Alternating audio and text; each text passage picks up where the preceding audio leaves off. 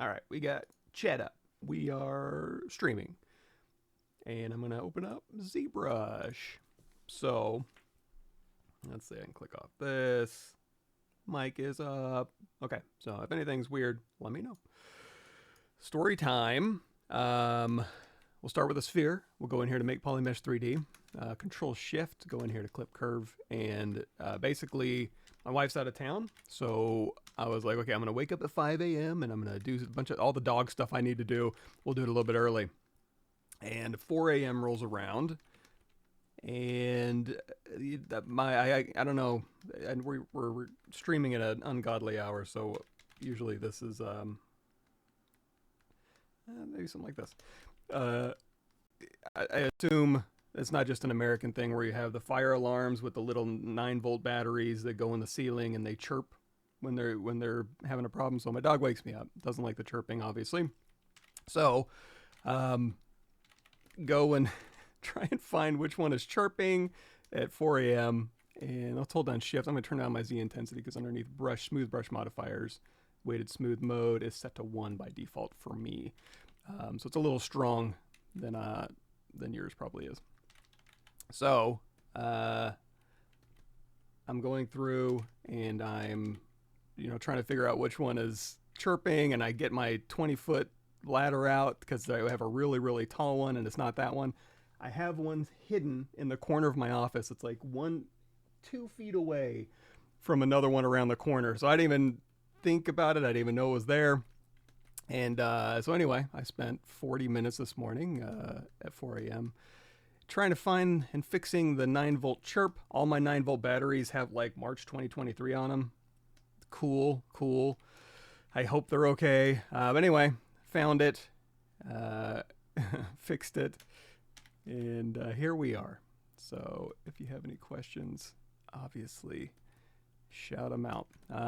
So, just starting with this. And so one thing you can do when you're just making a skull, I suppose, when you're thinking about other things, you can go in here and you go in here to Geometry, Dynamesh, and you can go through and, while you're stressing this geometry, you're going to see, number one, we got a polarized cap, kind of gross. We're kind of getting stretched polygons over here. Not a big deal. You can go in here and you can tap Dynamesh, obviously. However, I would say while you're concepting stuff out, like if we wanted to go, okay, let's start with a skull type shape, but now we want to do maybe a mech armor head or something, maybe consider not Dynameshing.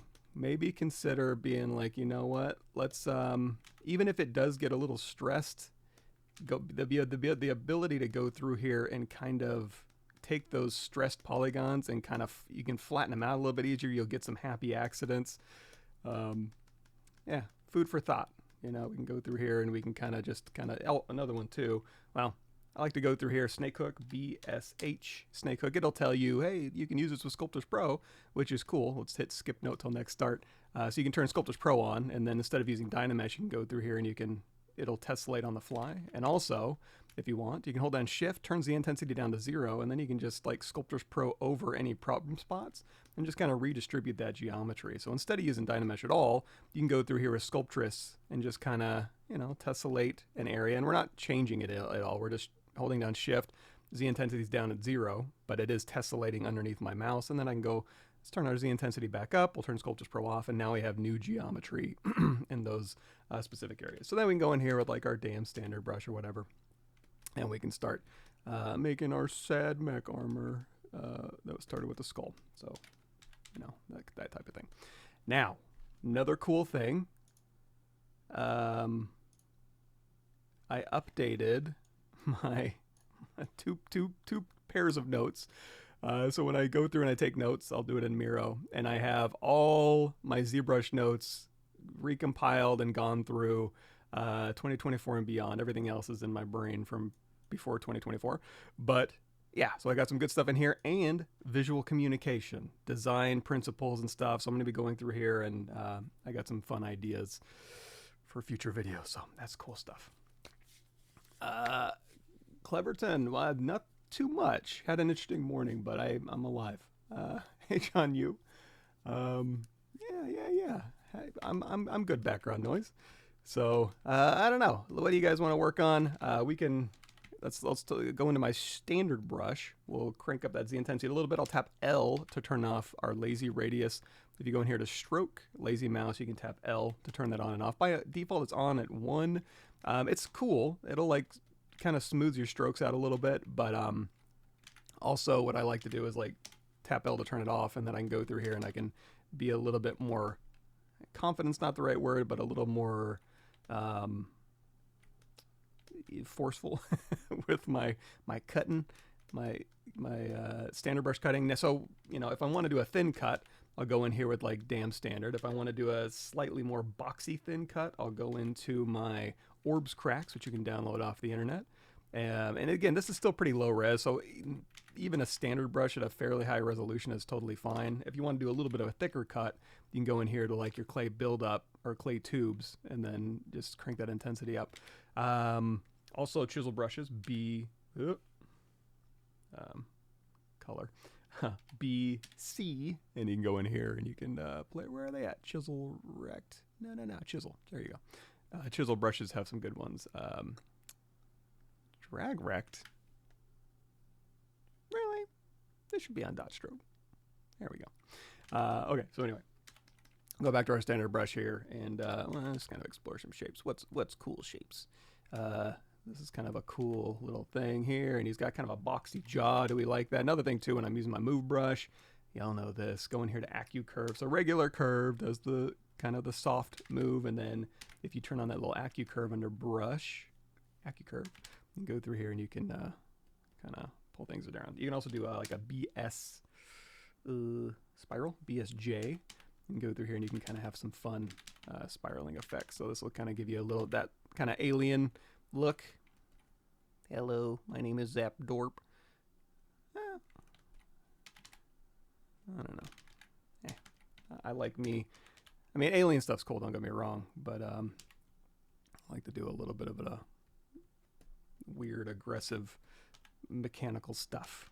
Spiral kind of detracts from that. So another thing too is you can, Damien's standard brush we talked about, you can go through here and you can cut in. You can also go through here and hold down Alt and cut out, and that'll allow you to kind of pull up to a shape and then just work in the round, and then go in here. And if you watch the Kiosk Mason stuff, which again, fresh in my brain because I just went through it. So if I go down here to hard surface, I can zoom in, hard surface overview, hard surface techniques and design. Here's my, oh, I gotta move this down. Here's my whole Kiosk Mason section. And I haven't gone through, usually what I'll do, this is my first pass, I call this my dump. And I'll go through and I'll just get everything in. And then I'll go through and start adding these things where it's like, okay, what's the subject in this area? So I can very quickly go through and say, okay, this is a lot of information. Now, if I want to look for something like, I don't know, I haven't gone through it yet, but this is where I'll go through and just tag information along the side. And then I'll put a little checklist up at the top. And then I'll take all of that and compile it down to something nice and concise. And then, I don't know, it's just a little bit easier to stick it in your brain. A checklist to go back to and reevaluate data, and then make cool stuff. Not too bad, Will. Hello, Bascom. Another thing too we could do is we could just load up an old project if you guys want to do some creature stuff. I do have, let me look, you know, that's another thing too. If I go to my Miro boards, got a plethora of Miros. I do have a 40K one in here. And if we go to my YouTube channel here, I'll go ahead and copy it here. So here is YouTube stuff. Here on my ArtStation 2 is a lot of ZBrush stuff. I'm taking you straight to the ZBrush What's New stuff, but if you go to all, if you want to see, like, if you see anything cool, like, hey, Space Marine, go through here, scroll down, and then you're going to have live streams and all sorts of cool stuff if you want to go through and make your own Warhammer thing. Now, one thing that the Warhammer guy doesn't have is his little buddy. So let me go in here to Load Tool, Streaming, 40K, ZBrush, and they're called Tyranids. I'm going to go ahead, you know what I'm going to do? I'm going to say Control Copy, 40K, I'm going to make a new folder, Tyranid. New folder, ZBrush, paste, load, There we go. So we got a little Tyranid block out that we can go through and kind of mess around with if you want. And if I go look at, so here's my Space Marine stuff, and I can transfer this to PureRef or whatever. And I think in this little section right down here, we got some cool stuff we can pull from. That looks cool. So yeah, maybe we can play around with that a little bit. Hello everybody. So like I said, if you have any questions, let me know. Otherwise, I'm just gonna be doing something. So let's see here. Okay, so we were talking about Damien Standard, Dam Standard, or Orbs Cracks if you want, or hell, just a standard brush, whatever you want to use. And we're gonna go through here, and we can hold down Alt, and we can pull up. So if I want to put like a little mohawk on here, I can go through and just hold down Alt and kind of pull up to a ridge, and then I can go back in with my clay brush. And that's another thing too. Let's talk about that. So if I go in here to visual communication, and we go in here, nope, ZBrush. So that's another thing I do need to do also, is like there's a ton of visual communication stuff in the ZBrush stuff. So if I go in here, for example, stylized, and we go look at the Michael DeFeo breakdown, hierarchy of forms and silhouette and all this awesome information, right? So I'm going to have to migrate a lot of this, I think, over to my visual communication board, which is all about hierarchy and shape and edge and etc. Now, why I bring that up is if we go look again, because it's fresh in my mind, the Chaos Mason stuff, ZBrush Masters. You know what? I'll link you to this too. So we'll say if we go here, you can watch this here. Paste. When you're watching them do their thing, when you're just getting a block out going, start with the mass and then work on the edges, and then the planes are last. That's when you're just kind of doing the blockout stuff. And then when you go through and refine, you kind of reverse it. So for block out, we went mass, edge, plane. So the volume of the shape, cleaning up the edges, making sure they're straight, and then cleaning up the surfaces. That's the order you're going to go in. And then when you go to once you get it to this point and you go to final, we're gonna reverse it. So that's when you go through. You're gonna define the planes first, and then dial in the edges, and then the masses should kind of already be dialed in, but the masses will be your third thing. So your masses should be pretty clean by the time you get to refine. That's why I bring that up. So thinking of that, again, we're getting mass first, right? So we kind of dialed in some nasty mass. So we went through here and we used our Damien Standard brush, and we got our clay brush, and we're going through here and we're dialing our mass in. Next is edge. So we're going to go through here and we're going to use Move Acu or your Move brush to go through and straighten this line out, you know, because we want to do this. Now, if you want to go crazy with this, you can go hold down Control, Mask Lasso, whoop, and then go to the side, and, you know, we'll end it right about there. Invert that, and we'll just pull this up and out with our standard brush or whatever, and control drag, or, you know, we can thin this out a little bit, maybe give a little bit of a taper. So again, we're dealing with masses. Now this is getting fairly taxed. So remember what I said, which is like, hey, you can go through here, you know, and just keep it kind of stretched and use that to your advantage and see if there's any fun or happy accident things. Here's another thing too. If you want to go through here and you use your Move brush and you want to pull out to a corner, you got to make it really small, and then you get kind of, you know, kind of lumpy.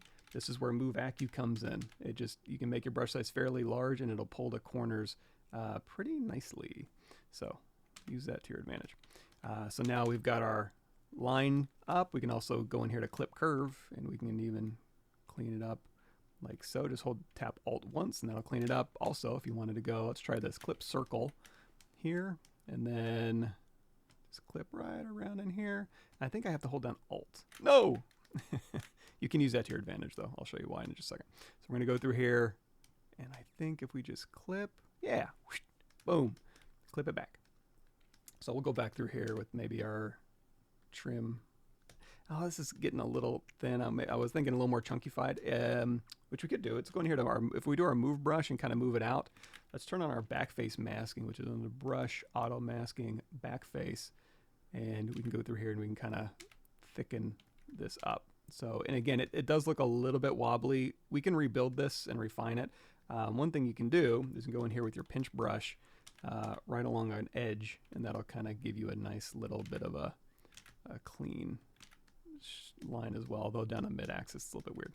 So now you have to decide, okay, do I want to keep it nice and not nice, but kind of weird and crunchy? I kind of do. It's kind of interesting to me. But eventually you can go through and Dynamesh, or like we were talking about earlier, turn on Sculptris Pro. And if you don't want to actually smooth the object, not your history brush, Z intensity down to 0, and then just go through here and just kind of tap it, tap it, tap it, tap it. Redistribute some of that geometry, and then turn Sculptris Pro off, Z intensity back up. Okay. Nice to see you too. If you're live, everything's fine in the morning. Drink water, yes. You know, I got cold brew. Is that kind of like water? Also, sorry if I'm kind of smacky. Long morning. You have any tips on how to do anime style characters for 3D printing? I'm especially struggling with the eyes. Maybe know some good references and different approaches regarding anime. You know, I really don't, but let's figure it out. So, anime eyes. That's a, you know what, that is something I would probably have to kind of, because here's the here's the thing when you're translating something into 3D that is so graphically representational. Some of the cooler things I've seen is that you can basically take like an anime face and it's on layers, and you can kind of get a little parallaxing, and you basically just, it's almost like stop motion where you swap the eyes. You don't really animate the eyes, or if you do, it's animated on a flat plane, on a image that looks three-dimensional but really isn't, and it's super effective. I wish I could think about what I could search for to find an example so I could show you. So that is super useful. Now in 3D, it's going to be a little tougher because they're so expressive and they're so graphic, representational. You know, they're basically just hyper stylized, just really simple. That's sometimes can be a little bit difficult to translate into 3D. Now I can give it a shot. And also what I can do is go in here to my ZBrush thing, and if I go through here, I think I got some Paul DZ and some, what else? Stylize, there we go. Yeah, so go through here, and there's a couple different ways we can do this. Extract for the overflap mesh. Mask and extract. We can do a mask and extract for the eyelids. Eyelids is usually the most troubling part. So what you can do, if you want to do anime eyes, hit the comma key, and then there's another thing we can do.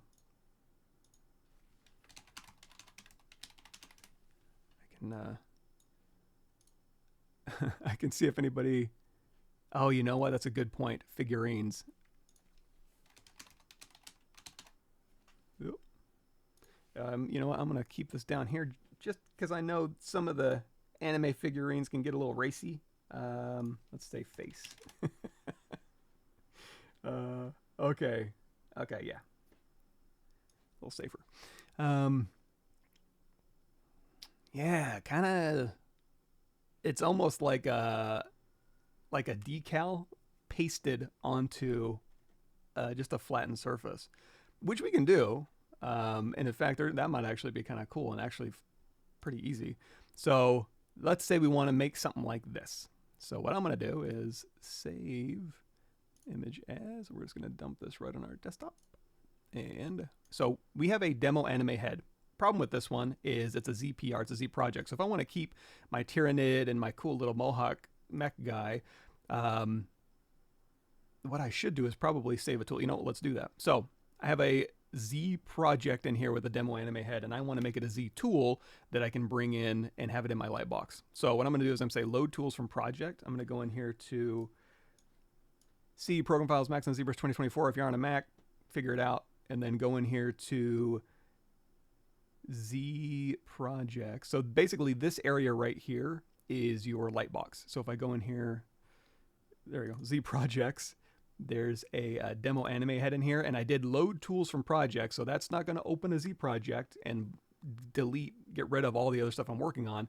It's going to load it as a Z tool, and now I have this head sitting here. So now what I could do is go in here to tool save as. If you go to file save as, that saves a Z project.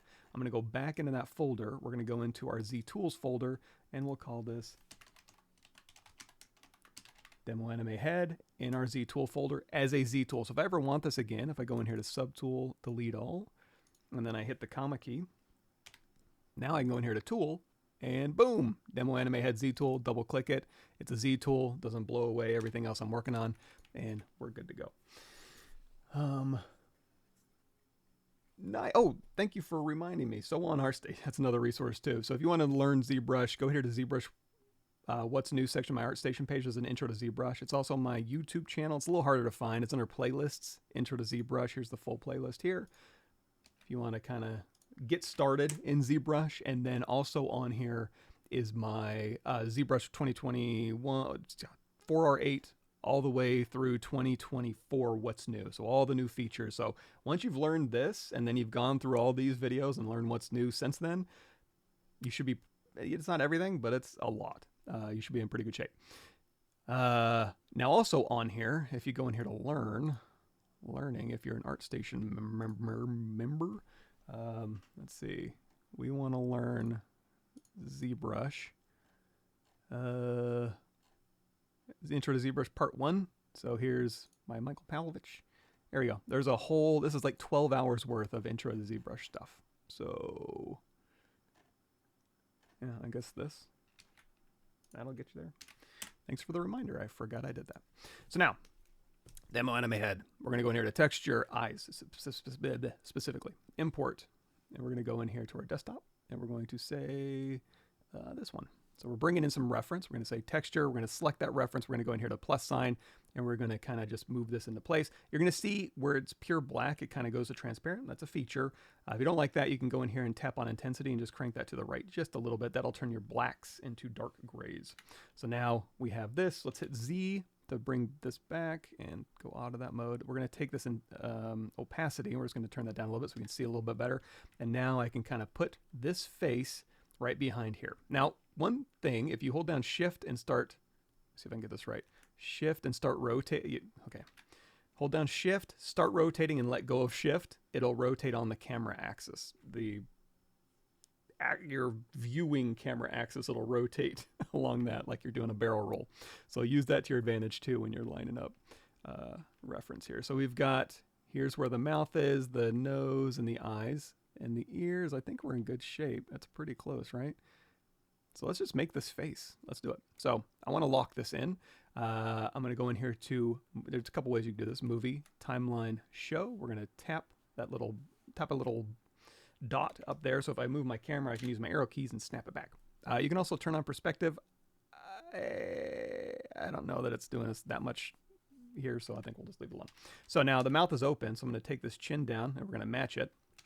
And then maybe using our move brush here, we'll go through here. Oh, we have backface masking on. And again, if you want to, I'm going to take this over here and you can just kind of toggle this on and off so you can kind of see, am I missing anything? Are the ears positioned appropriately? Do I got enough space for my eyes? I do need to bring those brows up, right? So we're going to take this. We're going to say, let's move this up here.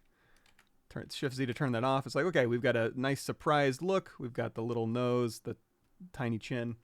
So then let's go ahead and really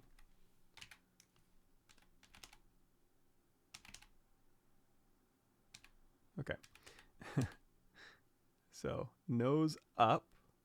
Now the other thing too is if I go through here, well, I guess it is on there. So there is a little nubbin right there. So that's another thing too.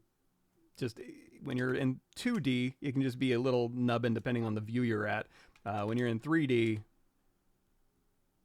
it's you got to kind of pick what shape it's going to be. So you can go through here and you say, let's do a little trim dynamic and we'll kind of knock this back a little bit, a little shift. Hold down Shift and let go of Shift and that'll do a smoothing algorithm that kind of maintains your volumes a little bit better. So, and then also looks like that. This is a, let's turn our Z intensity back down on our clay tubes here. Way down on our clay tubes, geez.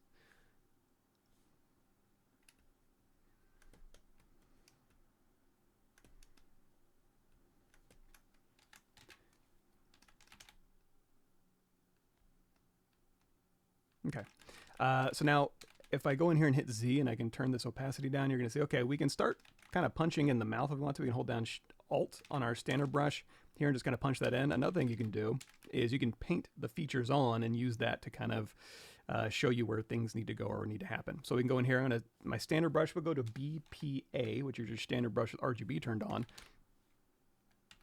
And then we'll go through here turn our draw size up, and then we're going to literally paint through our spotlight onto our object. Now, in order to do that, you got to go in here to your brush settings, go in here to samples, and there's going to be a spotlight projection. Turn that on, and it'll do two things. Number one, we have Z-add turned on, so when we start sculpting, it'll start like Z-adding our sculpture, which you can use to your advantage, but we're not going to do that in this case. We're going to, again, BPA, turn Z-add off and RGB on, so now you're literally going to go through and paint the feature. Now, we do have X symmetry turned on, so it is painting in symmetry, which in this case I think is fine. We'll just work symmetrically.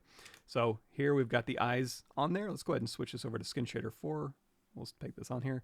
So now we've got our cute little face. We even have some local color on here, a little bit of orangish. You know what? Let me open that up too so I can have it as reference, just so I can. So I'll have it loaded in, and then I'll also, shush. And then I'll also have it over here to the side so I can kind of just eyeball it. Okay. Oh, it's got those little lines on there, so we'll add that too. So another thing you can do is you can go in here to render, and we can say fade opacity, and then I'll kind of fade it out so you can see your brush strokes when you're sculpting a little bit better. What I tend to like to do is with RGB, I'm going to turn my RGB intensity down, and then just go in here to color, fill object, and just knock that back a few times. So now let's go. We talked earlier in the live stream about damn standard and standard brushes. So we're going to go through here, and I'm going to say, okay, this is my mouth area. In fact, we can just, if you want to be very particular, we can go through here and literally just mask this and just pull it back. So now we've got that. And then just to have a little bit more control, what I'm going to do for the teeth is I'm going to put a cylinder in there. So you could append a cylinder. You can go in here to BI brush insert IMM primitives, hit M on your keyboard, and then grab, I guess, insert cylinder here. Let's go right down the middle, and I'm going to say split mask points, which is underneath your subtool split menu. And now we've got a little teeth cylinder here, and I'm just going to rotate this around. Which way do teeth go? This way. There we go. And then we'll scale this down, and then we'll scale it up here. Yeah. So then again, it's like, okay, where do the teeth need to go? Shift Z to bring our spotlight back. You know, use this to kind of move into place, and there we go, we got teeth. Another thing that needs to go in there is a tongue. You could go through here. I'm going to turn off the Polypaint for that. I'm going to Alt-tap the head, so we select that subtool, go in here with like our clay brush, our clay buildup brush, and turn RGB off. And you can go through here and you can literally sculpt a tongue. I like, even if I'm going to have it all as one object eventually for 3D printing, like you said, I still like to have the ability to go through here. We'll use our insert mesh brush again, and I'm just going to pop in a little tongue right in here. That allows me to keep it separate, allows me to go through here and work on, you know, if I wanted to do like a different expression or whatever, I have this available to me, so it's a lot easier to move. Now, if I want to, I can turn off, I have X symmetry turned on, I'm going to tap X to turn that off temporarily, reset to middle, go to unmatch mesh center, and then turn it back on. So now I can very precisely go through here and just kind of move, scale, and rotate this around. It kind of looks like it's doing something like this. It's kind of hard to tell, but we'll go through here and just kind of, okay. Now, let's seat this eye. Now, it's not going to be, okay, let's, I guess those eyes are pretty far apart. I guess that's about right. So we're going to kind of inset this a little bit. So what I'm going to do is Alt-tap the head so we have it selected, the subtool. We're going to go through here and we're going to use our damn standard brush to kind of, just so we can see what we're doing. I'm going to turn off Polypaint here. We're just using this to kind of dig in a little area around here so that we can put a little eyeball back here so it kind of sweeps up a little bit and then it kind of scoops around. And then maybe this lid here, it looks like it just very subtly. In fact, I'm going to turn the Z intensity down a bit. I'm going to hold down Alt and I'm just going to pull out a little bit here. So again, you can kind of see that's what we're doing here. Now this, when I'm doing stuff, again, I like to have control. I like teeth on a separate subtool, tongue on a separate subtool. I like eyes on a separate subtool. Even if I'm going to merge it again later, just makes things easier. So again, I'm using my custom brush, but again, for you all, BI, brush, insert, IMM primitives, BIT, or you can make your own custom insert mesh brush that has, you know, here's sphere 16. We can just go through here, drag it out, say split subtool, split mask points. Speaking of, if you're wondering, like, how do I make hotkeys? How do I do all this? Again, go back to that intro to ZBrush stuff, do a search for hotkeys Here's saving and storing and creating hotkeys, or what we were doing, custom menu with a hotkey. So that's custom brushes. There we go. Custom interface and menus, number 42. That way you can go through here and have like a little marking menu of stuff you use all the time. Just make your own. So now we're going to go through here and we'll rotate those eyes out slightly and we'll scale them up. So while we're scaling, you're going to see it's going to away and towards the middle axis. Go in here and turn on local sim, turn off dynamic just above, and that way we can scale these way up. You can hit D for dynamic, and that's going to turn on a preview of what it would look like if we subdivided. So you can hit Shift D to turn it off, D to turn it back on. That's kind of like a little box modeling preview thing you can do here. And now we've got, and again, I'm making them gigantic, number one, because they are, but also, let's go to Unmesh my center, but also because if you look at our reference here, again, it's just kind of painted on there. So just a very subtle form change is going on that eyeball spot, right? So if we tap back on the head here, I'm going to go into solo mode. If we're like, okay, this is basically our eye shape. So I'm going to go through here and we'll just kind of mask this here.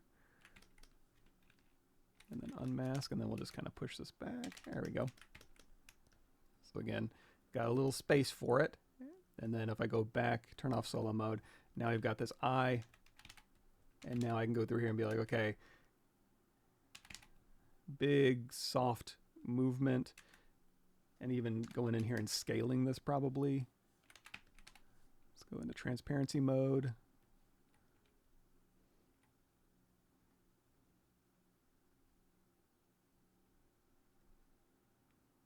Just to get, you know, that soft fall off there. And then move brush here. There we go. So just a very, you know, as subtle as you want, but that's essentially where that eye volume is going to end up being. So now we can go through here and we'll just round this out. Let's turn on another material so we can see a little bit better. I'm going to give myself a little bit more cheek over here. And then maybe a little more eye. Okay, so we've got this. We can go through here and we can hold down Alt and we can kind of pinch. We can kind of pull out here. You can also go in here with your pinch brush and kind of pinch this up. You could go through and ZRemesh and do whatever you want as far as a cleanup task. But I think this will work fine. Let's go into solo mode here. I'm going to kind of, again, this is going to be that form change right here. Very subtle lower lid form change. It looks very soft here. And then we'll kind of push this eye back in. So see how much easier it is to have some, you know, this soft form change and then another soft form change. I'm not having to sit here having to sculpt back and forth across those two surfaces. It's much easier. Now, you will notice that under geometry, Dynamesh is already turned on. So if I control drag again, it's going to re-Dynamesh everything. And then I can go through here and I can smooth this a little bit better. But I think what we're going to do is ZRemesh this. So we've kind of got this eyeball going. It's in place enough. Let's go through here. I'm going to drop these features down a little bit and we'll go ahead and match. Well, I don't have perspective turned on, so I don't know that I really need to worry about that too much, but we can always just reevaluate when we get down. Now it looks like there's going to be right on this line here. If we go back and now here's the thing. If we turn back on, because we Dynameshed without our Polypaint on, we lost our Polypaint. No big deal. Just hold down Shift Z, go back in here, reset your camera, BPA, or what I'll do is just standard brush, it's RGB turned on. We'll go back through here and we'll just repaint our features back on. So then again, drop our RGB intensity down, color, fill object. There we go. So right here, looks like there's another subtle form change. We'll go through here with our Damien standard and we'll just kind of cut that in. And again, just so we can see a little bit easier. Let's go in here with a soft Damien standard brush and just, I'm not a real finesse ZBrush guy. I'm using a Wacom tablet, but if I had a Cintiq, I'd probably be a little more confident with my subtle lines here. So now I think we've got everything pretty much dialed in as far as expression, and I'm not going to be making any major changes. So let's go ahead and ZRemesh this. Once you're done taxing your geo, let's make this a little bit easier to work with. And again, I'm being a little slow and methodical, but when you're doing this, just kind of playing around, having a good time, it'll go fast. So I'm going to go in here. I'm going to turn on polyframe. I'm going to turn on fill, turn off line. And we're going to go through here, hold down control, and we're going to mask through here where I want my edge loops to go. Now, it doesn't have to be for animation. It's not like we're doing this for Pixar or anything. But just to kind of make sure that we get edges where we want them for predictable sculpting, we'll call it. I'm going to go through here and just kind of mask out along these major form changes where I do want these to be filled with different polygroups here. And probably, that's probably fine. And then also along the neck here, I'm just going to use a knife curve to give me a polygroup. So let's go through here. I'm going to do something called geometry edge loop. We're going to say edge loop mask border. That's going to go through and slice through here. It's going to give me, it's not super clean. We can clean this up, but I'm going to hold down Control Shift, grab all the purple ones. We're going to go in here to polygroups, auto groups, and then bring this back. Geometry modify topology, mirror and weld across the X axis. And now I can go through here and say, okay, I want this one and this one. Oops, let's do this too. Auto groups, mirror and weld. Mirror and weld puts the polygroups on the same side. So this is all going to be one polygroup. This is all going to be one polygroup. I'm just hitting Control W and then this one here. You could keep those concentric rings. I don't know that it'll hurt you that much, but and then also for the polygroup in the bottom, Control Shift tap, knife curve, and there we go. So now we got a polygroup. Now ZRemesh is going to want to build in these little undulations and inconsistencies in here. You can go through here, hold down Shift, go down here to your smooth brush modifiers. No, yes. Change your weighted smooth mode to 6 to groups border. So if we go, hold down Shift again, so we have the smooth brush activated, and go through here, and it'll literally just smooth out the polygroup border in between two assets. You can also do this all at once. We'll go in here to masking. In fact, I'm going to isolate. This one's perfectly smooth. I don't need to worry about it. So I'm going to hold down Control Shift and just have these things visible.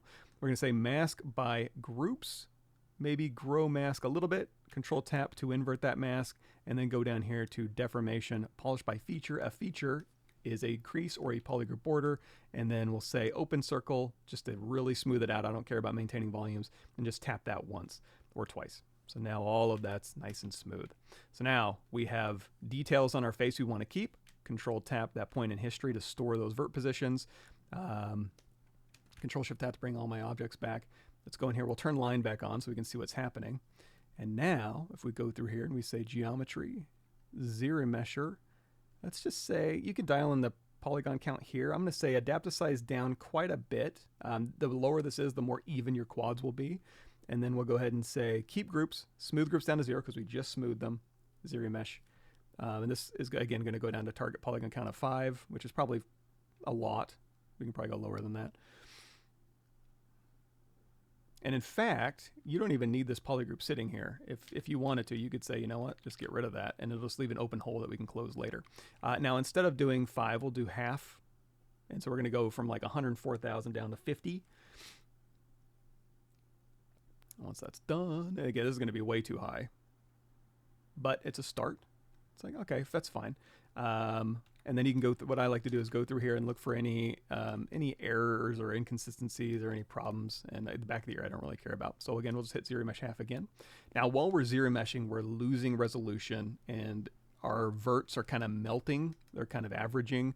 But we're going to get our volumes back. In fact, you can right now. Remember when we Control tap to store those points in history? You can go in here to, while we're averaging and melting our verts, you can go down here to project and then say project history. And that'll snap those verts out to your original positions.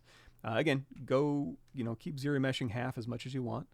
That looks pretty good to me. We'll go ahead and say, again, go back up here and project history. But now we lost all the details. No big deal. Geometry divide. Or hit Control D on your keyboard. That'll subdivide. And then again, project history. We'll turn that off so you can see what's happening. Control D to subdivide. Project history. Control D to subdivide. Project. Project history. Come on. Keep your brain going, Mike. So now we got all our details back. We have much better polygroups. If you do have any sort of these areas, you can go to BHR. That's your history recall brush. Turn X symmetry off. And then just use camera projection and smooth to kind of go through here and just project those errors out. You could also mess around with your project distance. but I think this will be fine. So we got it. We're feeling good. If I want to, I can go through here. Hold on. Again, shift to smooth. And then I'm going to switch this back to weighted smooth mode of 1. That's smooth stronger. Hold down shift, Z intensity's down. Then I'm going to hold down shift and then let go of shift. And just kind of, because there's still some like, oops, let's turn on X symmetry as well. There's a little bit of like Dynamesh faceting in the face, which isn't great. We can also go down here to deformation. Instead of polish by feature, you can tap polish, and that'll kind of smooth everything out, give you a nice smooth look. Yeah, okay. So now we have much more predictable geometry. We have much better edge loops. If we wanted to UV map this, we could. Oh, one thing I forgot to do was cap this bottom before we started subdividing. Not a huge deal. Even though we've already have subdivisions, I can say free subdivision levels. I can go in here with my ZModeler brush, BZM, hover over an edge, spacebar, close, convex hole. We'll go ahead and close this up. Control Shift Tab, make it its own polygroup. And in fact, maybe I'll hover over a face and we'll do like an inset polygroup all. Put in a little control, inset polygroup all legacy. We'll put in a little control loop right there. And then we'll say unfreeze. There we go. It'll mask everything out. We have a new geometry here. We have our subdivisions back, and we're good to go. So let's clean a little bit of this up here. Let's say, again, Damien standard. We'll go through here and we'll make this form change a little more, a little tighter. And again, if you need to subdivide, you're in good shape. Go through here and pinch. And just like when we were talking about what's, while you're refining a form, what's important, your masses are important, your planes are important, your edges are important. And in this case, what we're doing is we're working on our edges. And actually, as these forms change around these edges, but also remember, while you're kind of pulling stuff out and pinching, you want to look down the sides and just make sure you're not getting any wobbly stuff. You know, go through there and kind of fix that out. So back here, go ahead and push this back in. Okay, Shift Z, bring it back. Now, let's do another quick test. We'll hit Z. So now we got a brand new fresh face. So here we go, pretty close. Let's take this head and, oh, another thing too, is if you're moving around these details and you're like, I'm getting lumpy results, just drop down now you can drop down your subdivision level, and then you can go through here and make big changes and then go back up. So how cool, much better, right? Here we got that cut in. I'm actually gonna tighten this up just a little bit too.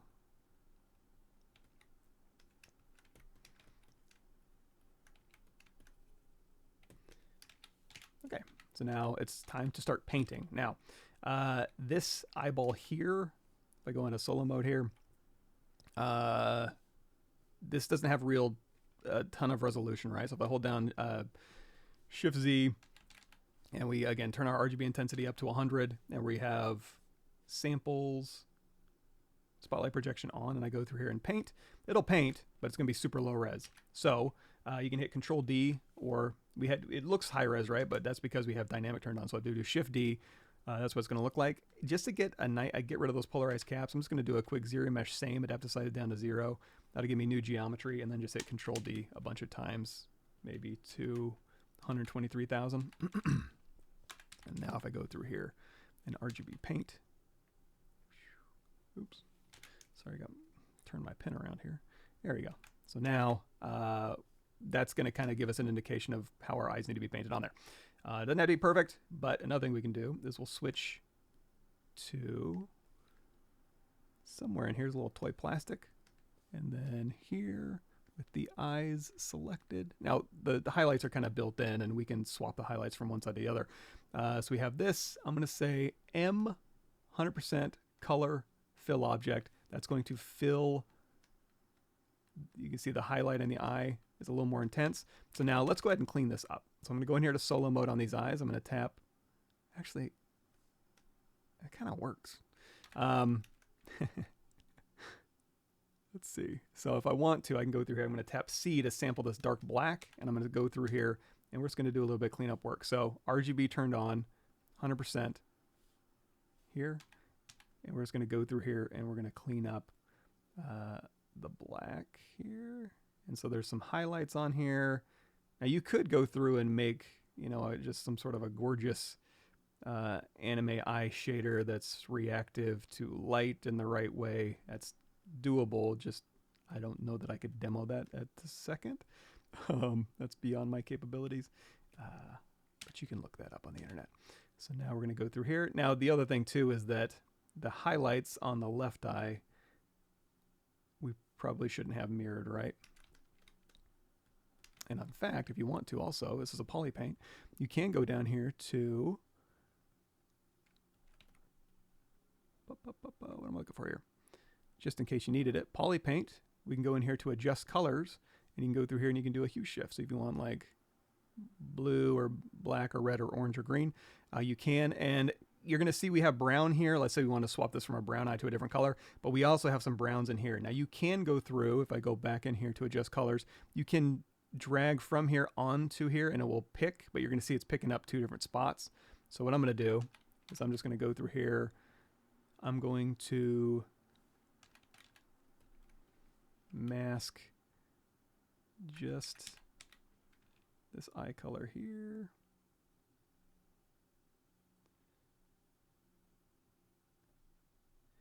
And there is a mask fill on here. Let's go ahead and turn off our Polypaint so we can see. There we go. Pretty decent mask. Invert that mask. Polypaint back on. Polypaint. Adjust color.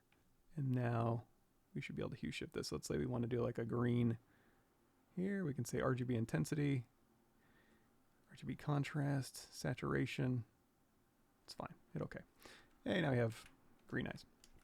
Now, fixing the highlight on the other side, we can go through here. I'm going to tap X to go out of X Symmetry. Tap C to sample that black. We'll get rid of, oops, C to sample. There we go. We'll get rid of this one here. And we'll just swap it to the other side. And again, we'll tap C to sample this one.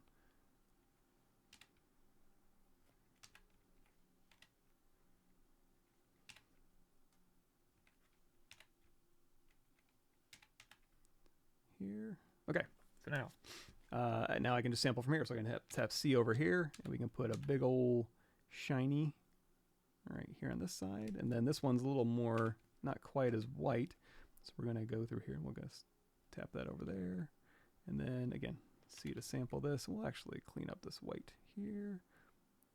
And we'll put this one over here as well. You know what I guess you could have done is slice this eye to its own object and then just duplicated it and just slid it over. Because again, it's not mirrored. It's just a duplicate basically. But that's how you manually clean it up. So now let's go back to our skin shader. Let's alt tap the head. Let's go in here and we'll turn on skin shader. Shift Z, put this back. Standard brush, RGB, paint. Here. And what I was thinking what you could do is just, you could just like tap C as like kind of getting just a decent local color and then just fill and then start painting it in. But like it's already pretty close. It's got some gradients built in. So I'm just going to go through here and sample and then just kind of do a quick like cleanup pass. Let's drop our RGB intensity down so we can have a little bit of nuance to our strokes here and then tap C. You know what? We'll keep that little section of eyebrow. Let's turn our RGB intensity back up here. So really quickly, I'm just going to keep that little eyebrow in there and we'll go through and we'll, doesn't look overly complicated. So, and now this is from a shadow from the hair, which I guess we could make if y'all want. So I'll tap C here. I'll go through the, sorry, I haven't looked over at the questions in a little while. I'm busy making an anime head. Give me a sec. Go through here and tap C. There we go. Alrighty.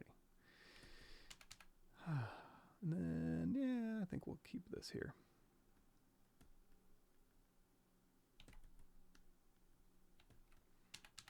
Let's tap C. Tap C. RGB intensity down a little bit. We'll kind of feather that in just a tad. Get some of these here, and then we'll turn this back up.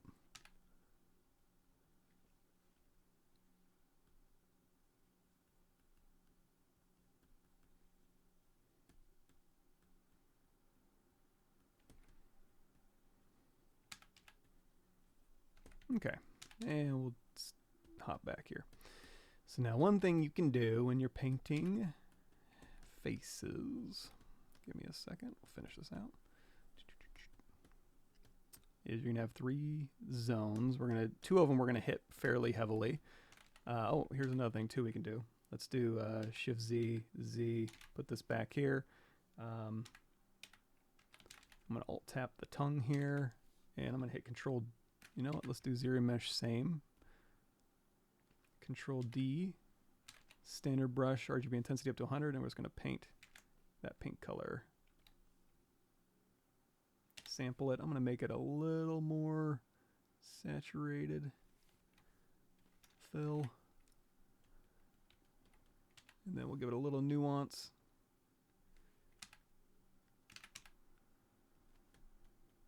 And then for these teeth, let's do this. Let's go in here and do polygroups, group by normals. That's underneath your polygroup menu. You can find it. Control Shift Tap, just this pink area, geometry modify topology, delete hidden, ZRemesh half, depth size down to 0. We do have X symmetry turned on. And you know, we'll just keep hitting half. We just need a really light representation for these teeth. If I go to the side here, we can get rid of this whole back half if we want. Delete hidden. ZModeler brush, BZM. We'll do an extrude polygroup all. We'll pull this back in. If you want to know more about ZModeler, copy, paste, do a search. Again, Control F. ZModeler. Videos 32 through 35. Give you a bunch of cool stuff about ZModeler. So here we need to go down here. We did display properties, flip. Here we go. And in fact, let's do this. Let's go in here to group by normals again, geometry modify topology, mirror and weld. Then we can do a geometry crease PG to crease our polygroup borders. So now when we hit D for dynamic, we'll get a smooth look, but we can go and we can say crease level of 2, let's say, smooth subdiv of 3. That'll give us a nice little fall off. And it's also non-destructive. So if I want to go through here and, you know, hit D and Shift D or box model or whatever I want, it's just a nice little sub D model. Now, back to this head. Let's do a little bit of cleanup work. We got C here. C is sampling this color. That kind of goes around to the corner of the eye. So let's go in here to solo mode. Whew.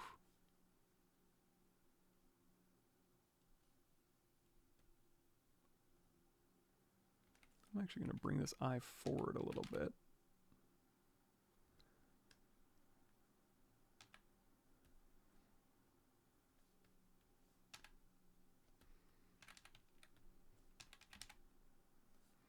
Let's turn off our Polypaint. Make sure everything's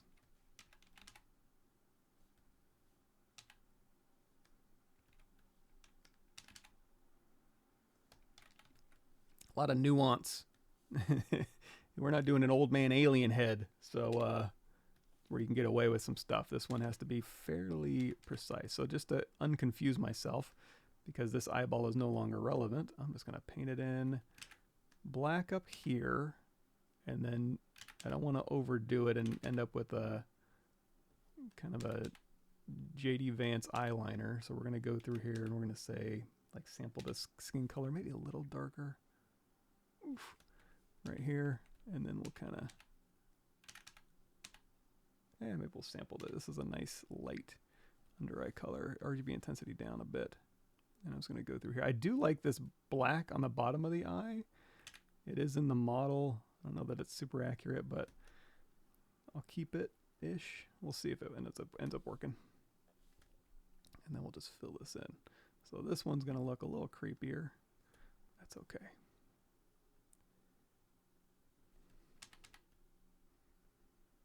And again, I've never made an anime head. There's probably more elegant solutions to this. I don't know what to tell you. It's my first time making one. So we'll go through here, and I'm just kind of follow this line up, and that'll kind of give us this little flip here. And then C to sample, and we'll just clean this up just a little bit. There we go. Now, if we need sharper lines, just hit Control D to subdivide. That'll give you more resolution. And you can bake this all to a texture. I'll show you how to do that in just a second. So if you do want to like take this into another program and just have this as a texture, you can totally do that.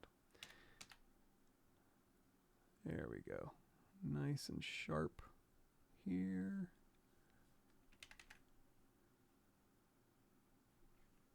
Let's see.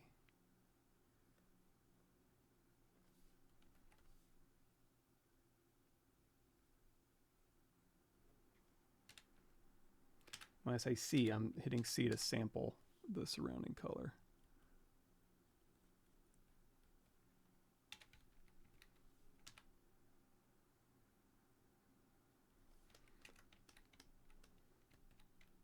Okay, we got to fix this eyebrow too. C to sample that dark brown, and then we'll go through here. And this is where you can just get into. You could even zap link this over to Photoshop if you wanted to, and use that to kind of draw on your object. It seems like it's a little darker brown than that. Let's do a little more red, a little darker brown towards the middle here. Also, again, you can turn on lazy mouse back on in your standard brush. You can get a little bit of a nicer stroke, so it's not so dotty. I think it just kind of goes down to a point. I'm just kind of guessing.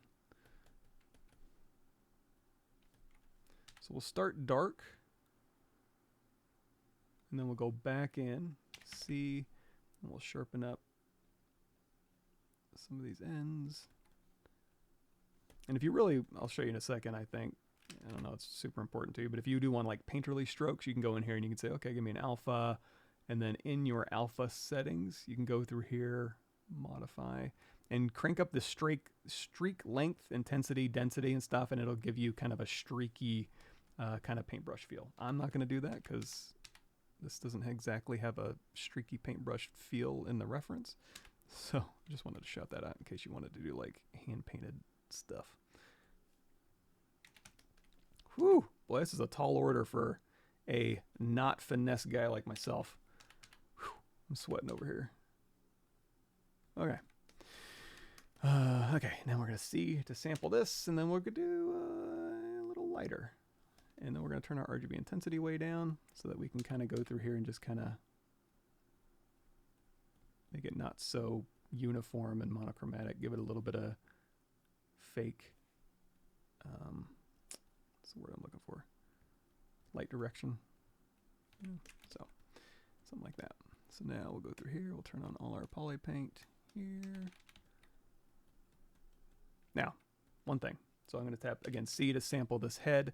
You see the nose is orange. I think that's just from kind of the shadow here. So what I'm going to do, I'm going to get rid of that. But there is something good about that, which is RGB intensity. We'll take this down. We'll turn lazy mouse back off. So one thing you do want to consider doing when you're painting a face and you want to exaggerate a little bit, we're going to sample this underlying tone. We're going to go in here to our reds. Here, we're going to take our RGB intensity way down. Wherever you have blood pooling, so basically where the nose is and maybe where the cheeks are, we're going to kind of flush those areas up a little bit. In fact, if you go down here to your texture, alpha and texture, this Polypaint mode, you can go through here and set it to colorize, multiply, lighten, darken if you want to, and that'll kind of like a Photoshop brush. So right through here, we'll put in some reds. Now, if you wanted to also, you could go in here and like, you know, careful with this one. You could punch in some cool colors here, but if you do it too much, it's going to look like she just finished, she's been shaving. You know, so if she's like a private detective who with a cigarette and 5 o'clock shadow, you could punch that in. I'm not going to do it too much. And then on the golden zones up in the forehead, you can go through here and you can kind of dial in a little more orangey here and then a little more reddy here. There we go. Maybe the ears too. There we go. So there we go. Oh yeah, then we have, let's take our light. There we go. So we got a shiny eyeball, which I guess we could also put in with our tongue here, and then also painting in here. So let's alt tap here. Let's say C to sample that dark red color. Standard brush, RGB intensity up a bit. There we go.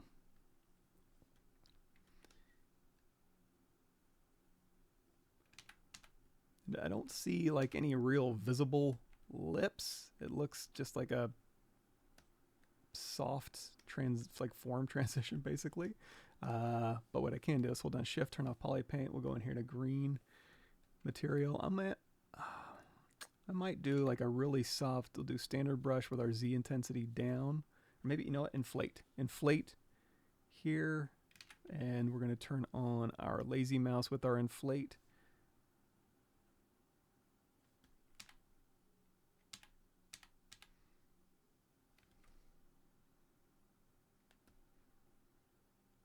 Just to kind of give a slight indication of an upper lip and a lower lip. And also, this is very circular. It does look like there's a little bit of nuance where the mouth goes back.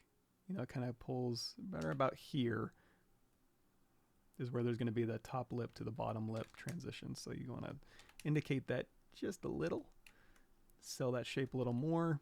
Boy, has an intensely sharp chin. Okay, so turn this all back on. Here, solo mode. I don't know. Something like that. Is that an anime head? Okay, back to the questions.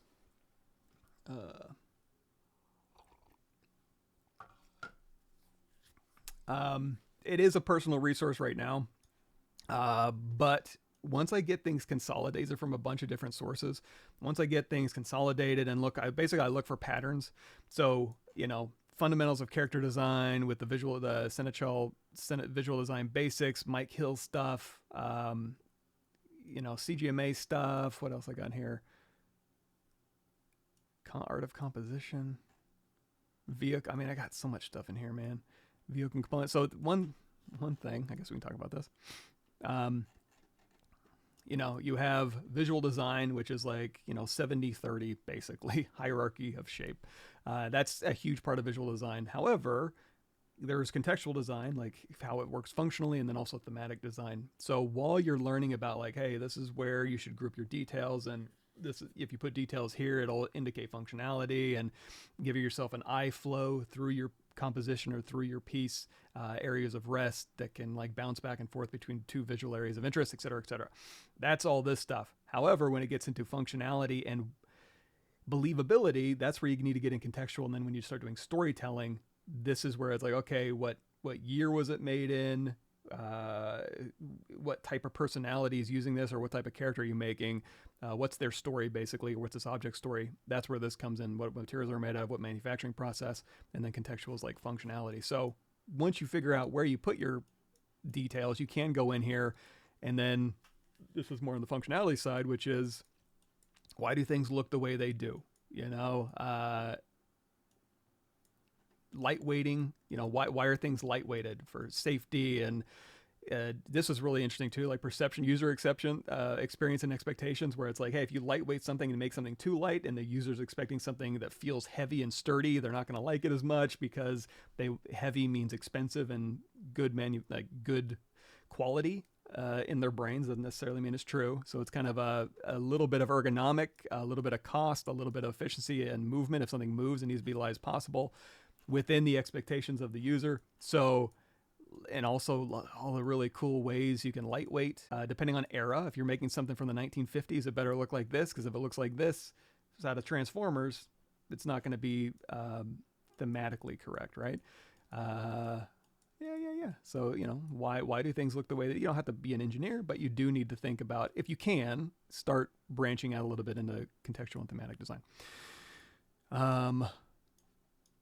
Now, if, you know what, that's anime eye. Now, if you did want to do eyelids a certain way, you could extract it. In fact, I even want to say it in here. If you go to my YouTube channel, if you go to the little search bar, eyelid, I think we do eyelids in here. Yeah, we sculpted a little cupid basically, and in there you can see you can make the body for this if you'd like. No problem. Well, hopefully, you know, I'm going to keep making content, so keep your eyes peeled. I like making stuff. Yeah, a lot of tricks in that document. A lot of them are in my head. It's just a matter of keeping them in the right order so that you can have elegant solutions for when you're problem solving. Kind of like we did this morning. I don't know what I'm doing. I've never made an anime head before, but we figured it out. What I do, anime eyes is make a polygroup and soften that area. Yeah. So once we have the polygroups here, that's a good point. You can use these to your advantage. You can Control Shift tap these and go through here and do a polish by feature, a polish, and use your polygroups as a way to help you change, basically form change. Z-sphere rigging to pose my character. If I start with a base mesh, I got you covered. Now Z-sphere rigging, so when it comes to like if you want to rig a creature, it's fine. Let's, you know what, here's what we're gonna do. We're gonna do a playlist here, and I think it was in the ZBrush 2022. Nope, 2023.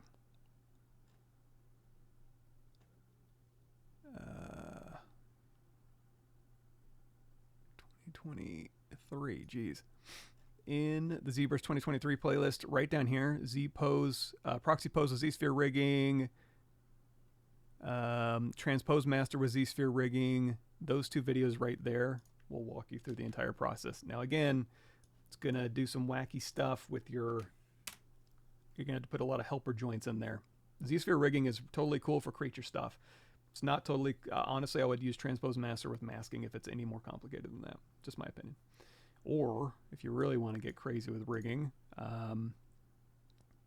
if you go to my ArtStation page, you're going to see this is tied into ZBrush too. So here's ZBrush What's New and the Real Illusion Character Creator. If you scroll down, this one right here, this is using ZBrush to toss back and forth and use Character Creator to pose your stuff. And if you really want to get into it, here's how you can do like facial animation and face tools and stuff like that. But check that out if you want to pose using weights and skeletons and stuff really quickly. Hello, brother. Hello. Question about ZModeler. Why sometimes when I'm working on something and the symmetry is on, it seems like nothing works like extrude bridge. So the cool thing, if you are using ZModeler, you probably don't have subdivision history. So the great thing about that is if we have like a, are we working on something we can use ZModeler? Okay. Cylinder, edit, make polymesh 3D. And then so we're going to turn on X symmetry. So if I turn on our floor, you're going to see this is Z forward, this is across the X symmetry. So again, if we want to bridge something, we can Alt tap here. We can say delete a poly and then bridge two holes, whatever. And there's your settings. So you can go through here and you can bridge stuff. Now, if for some reason, if you want to go through here and like do a, in fact, if you go into your comma key, go in here to brush, go down here to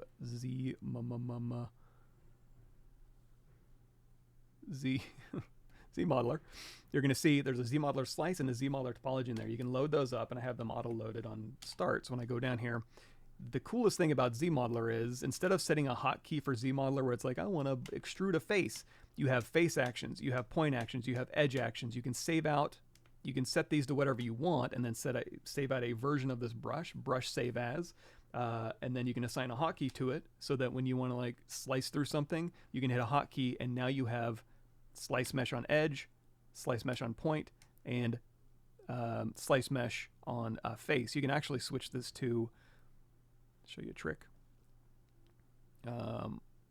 polygroup, fill, stop at creased edges. So now what you can do is you can go through here and say, okay, I'm going to slice here to this point, to this point, to this point, to this point here, and then you could fill, it's not letting me, let me just finish this thought.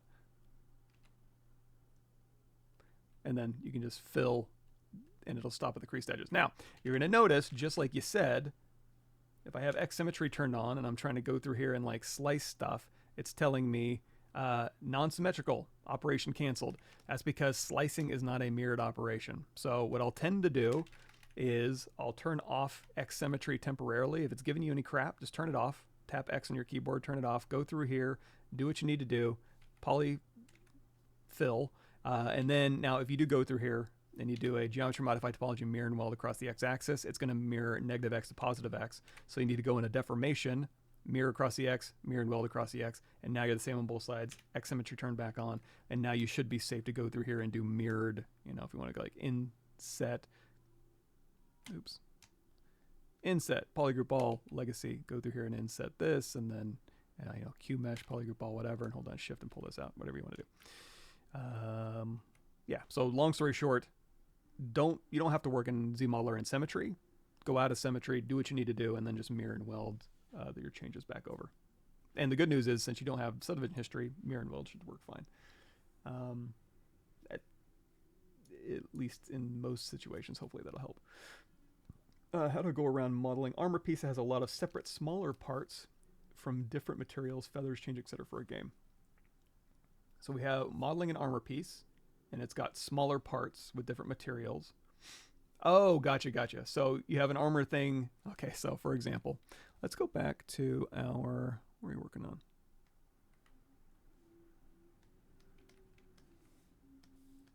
A little Tyranid here.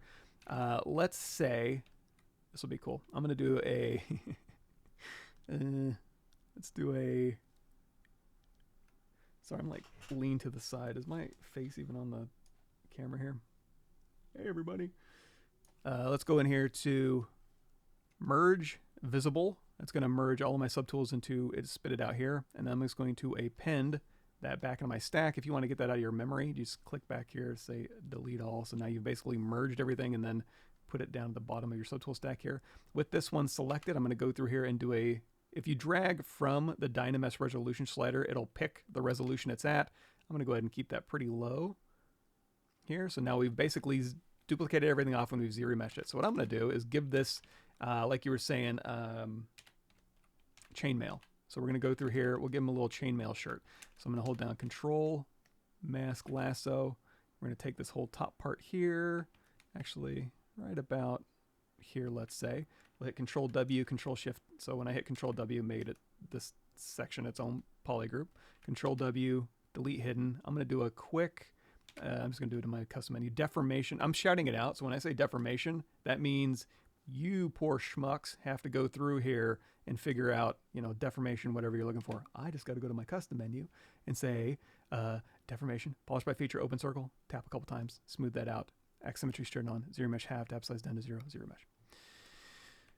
You know what, we'll do this, ZRemesh half. Now depth size down to 0 is important because I want to make this into chainmail, right? So if I go in here to, for example, there's a couple different ways you can do chainmail, but one of them is geometry.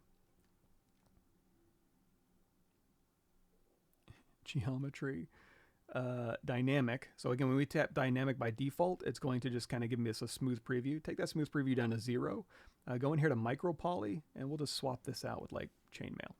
And it looks like we got a little extra piece over here. So I'm going to do Control Shift. If we turn off micropoly off,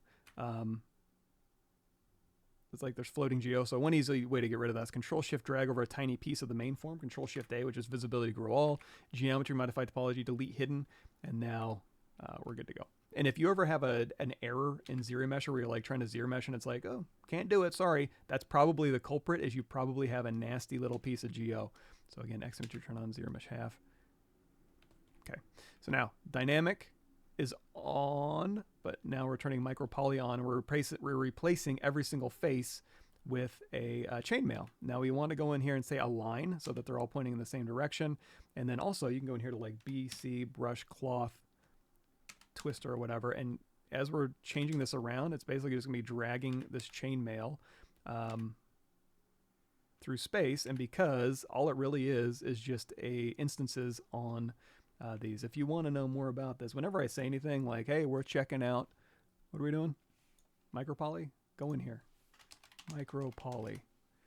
Boom. Look at that. We even have a chainmail version. So if you want to know more about that, make your own custom micropolys, you know where to go, or just Google it. You don't have to go to my channel. Anyway, and also if you have any, so ZRemesher tries to do a good job. Sometimes it'll build in stuff like this. So we can go through here and we can say, you know, let's do a quick split edge and then delete with our ZModeler brush. Delete. If it gives you any crap, not symmetrical, geometry modify topology, mirror and weld, or mirror and weld. There we go. And then delete edge. There we go. So we just fix that edge flow along the back here.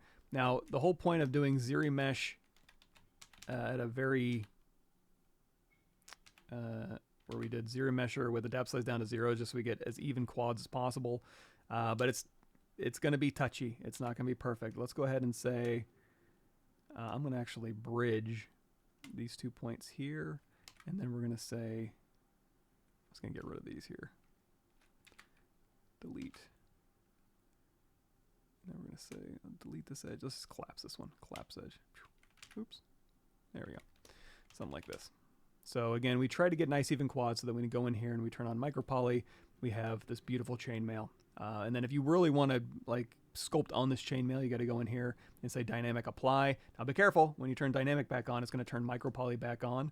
So now we have a billion polygon mesh full of chain links inside of chain links. Turn micropoly off. There you go. So this is real geometry now. If you hold down shift and smooth, it'll smooth the geometry out. You can hit D for dynamic and have smooth subdivision on as a preview. So now you can go through here and you can do like an inflate or a deflate or whatever. Now, to get back to your question of how do I make this for video games? Because right now this is 66,000 polygons for this chainmail. Unfortunately, or fortunately, not really that fortunately, you got to get creative.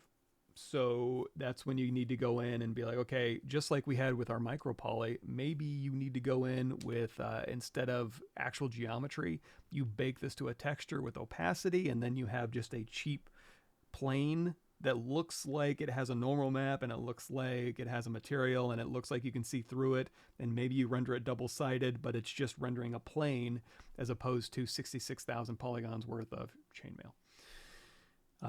So long roundabout way to show you all how to do Chainmail and ZBrush, but have it basically not be usable unless you bake it out. Now, having said that, if we go back to where we just had this here, let's go into Z plugin, and we'll go in here to UV master. I'm going to say Symmetry polygroups on Unwrap. So then if we hit flatten, you're going to see that's what our UVs look like. So now we have UVs on this bad boy. So let's go down here to instead of. So this is what I'm doing. I'm going to say dynamic. I'm going to give this a smooth preview so it looks nice and smooth. And then I'm going to go in here to surface, noise. Let's go ahead and frame it. Right now, by default, it has just this kind of bumpy noise. You can go through here and you kind of play around with this and get some cool effects. We can also go in here to noise plug. I want to say...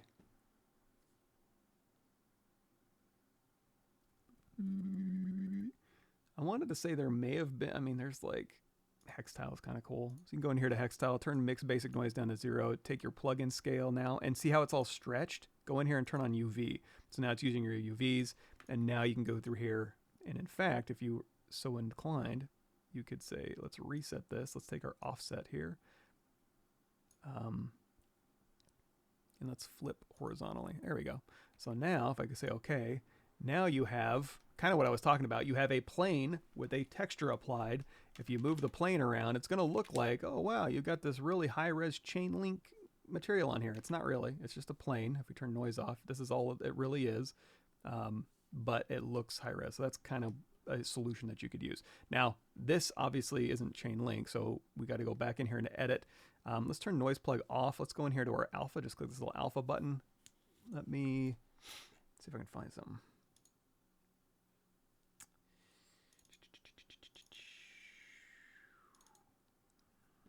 Is there anything chainmail-esque? Not really. We'll try something like this. So I just brought in like a tiling cloth alpha. So I can go through here. We'll say change our alpha scale down. So there we go. And then let's take our, let's just reset all this. This is kind of a, what you call that, like a sweater, kind of a sweater alpha here. So again, we can go through here and we can again do our offset so that it punches through the darker areas, and we can say flip horizontal to flip that. There we go. So we can kind of do a little, let's pretend this is chainmail. Let's go back into edit. Let's do a flip vertical. looks inverted. Let's do strength the other way. There we go. Boop. There we go. So again, just a texture applied to something that's actually just a plane. And you can also, here's another thing too, if you use your move brush, you can go to the side and he's like, let's move this out. But also hold down Alt and that'll pull along the surface normal. It's a really great way to kind of go through here and have your see-through sweater material applied to your Tyranid, like so.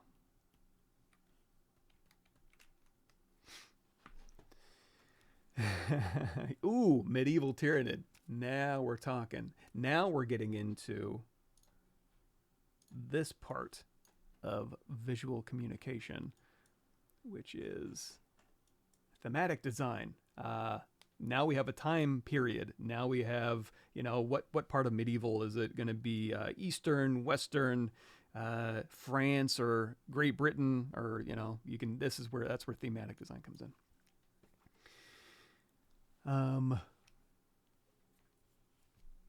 Let's see here. Well, the cool thing about ZBrush and his interface is you can customize it to however you want. So whatever workflow you like. I use this religiously. You don't see me digging. I mean, I'll dig over here because I'm doing demos and such. But yeah, you can customize everything in fact, if you go and watch other people's ZBrushes, it's going to be like different colors and their screen is going to be filled with a bunch of stuff that they find important. So it's very, very highly customizable, which is nice. Also working on a complex robot with lots of parts. After closing the project, reopen it. Some of the small details have been merged. I've had that happen on export, where I'll have two separate objects and I'll export it out, and they'll merge on export. I haven't had that happen in ZBrush, but one thing you can do if you're working at a specific scale, you can go in here to Scale Master and you can do a ZBrush Scale Unify. That's going to, I'll just hit it. That's going to go through and scale your objects down so it's a little more ZBrush friendly, but it should still export at the correct scale, because if I go down here to our export settings, every subtool now has a new export scale. So it exports back out the original size that you had, only this makes it so that's, again, a little more ZBrush friendly. Maybe that'll help. I'm not sure though. Thank you, Chris. I have a question about adjust last. I made a point in history before I smooth surface, and then I smooth everything. I want to adjust things with adjust last. It seems like it's not working. Maybe I do something correctly. Show that correct workflow. Yeah. So adjust last. That's another one of those things where I don't remember exactly what year it was, but you can quickly go through here, and there's adjust lap, cruise change, mass change, boost, and these are the kind of videos that I probably need to go back and rewatch, because there's a lot of functionality in here I don't use all the time, but I think I remember. So it's also one of the benefits of taking notes and writing it down and then recording videos and then live streaming and sweating it out, is it tends to stick things in your brain better. Not all the time though. So you know what, let's do this. Let's go back to our anime head, and we're going to go through here. We're going to make this one, maybe put some horns on here. So let me make sure I'm answering the question. So made a point in history before I smooth the surface, and then I smooth everything and want to adjust. So let's go through here. I guess, you know, we'll use this guy. He's a little more lumpy. So before I smooth the surface, so here we're going to say control tap the latest point in history, and that's going to store those vert positions. So then I want to go through here, and I'm going to like go through, and I'm just building up history, right? So shift to smooth, shift to smooth. Now you can, if you go through here and like BSH, you can go through here and it's like, hey, I just made a change. You can go through here immediately and just adjust last, the last one. But if you have a history point stored, it's going to adjust last from that stored point in history.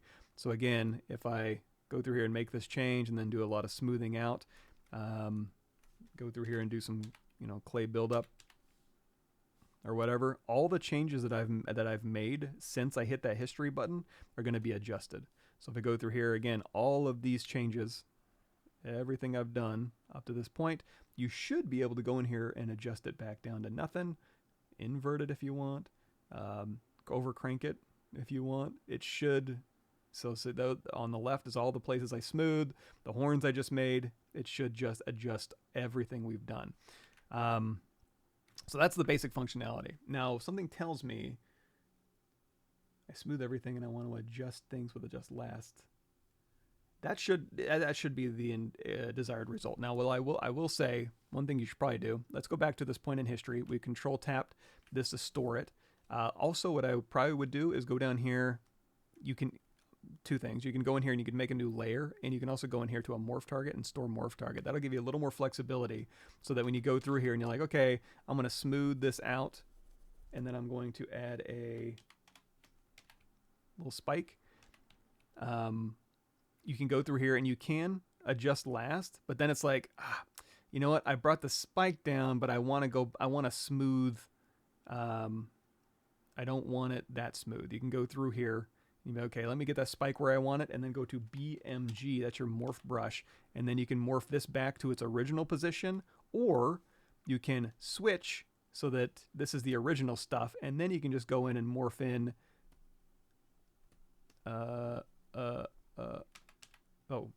BMG. You should be able to morph in the change. Let me get rid of that point in history. Okay, that's what it was. Here's another interesting thing. If you have a history point stored and it is the same vert order, morph brush will look at that history point and morph back. It's an awesome tool. It's really, really useful, but in this case wasn't so useful. So again, BMG, I switched, and now I can use my morph brush to go in here and like, oh, I want to morph back my little nubbin, and then also where I smoothed, maybe I just want to morph in, you know, maybe just on these edges, on this right edge, I can go through here and I can morph, you know, those little changes back. So you can be very picky and choosy about what you're doing, if that makes sense. Yeah, he's ready for a little hot toddy, and what's that, mulled wine? Christmas mulled wine with the Tyranid in front of a roaring fireplace in the UK medieval time. Now we got a story going. When do I unweld from ZModeler? When I do unweld from ZModeler, it doesn't do as expected. I'm doing something wrong. I don't do a ton of ZModeler Unweld. Make Polymesh 3D. I'm not even sure what that is. Let's see. Alt S. Group by normals. So, for instance, is that an edge action? I guess edge or point. Unweld. So if I unweld an edge, loop complete. So I unweld, edge loop complete. Oh, right. Okay, this might be a Joseph Druss thing.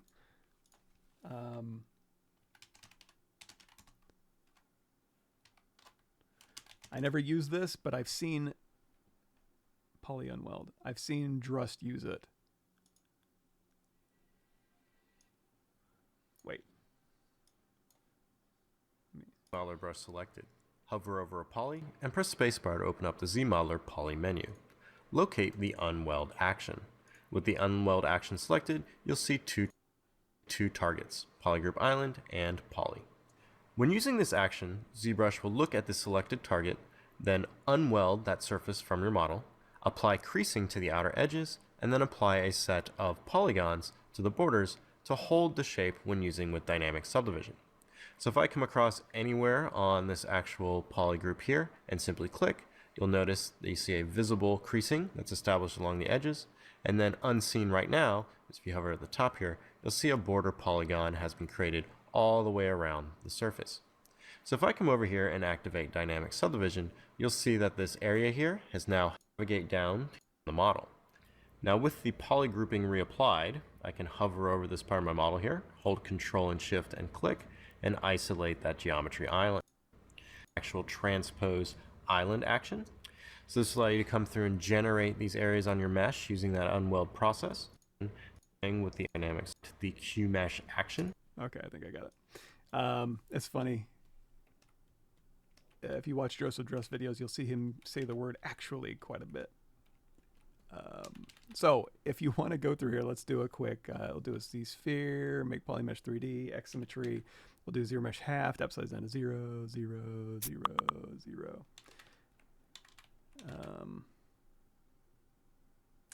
It's got a weird notification that today's Tuesday. Thanks.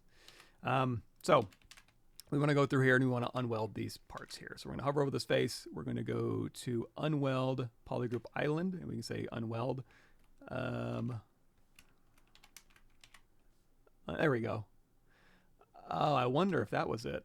So if you have, so you can Alt tap and you can go through here. Now, if you do Unweld Polygroup Island, it actually unwelds every single individual piece. But if you go through here and you say isolate this, hit Control W to make it its own, let's make that more obvious, make it its own polygroup, then it works. So if that's what's happening, don't use it with Alt tagging. It's going to treat those as individual faces. So now that we've done that, now we can hit D for dynamic, which we did earlier. And in fact, if you say Shift D, let's do Control Shift A, you can see we have these edges aren't creased. An easy way to do that is just to go into your, again, group by normals,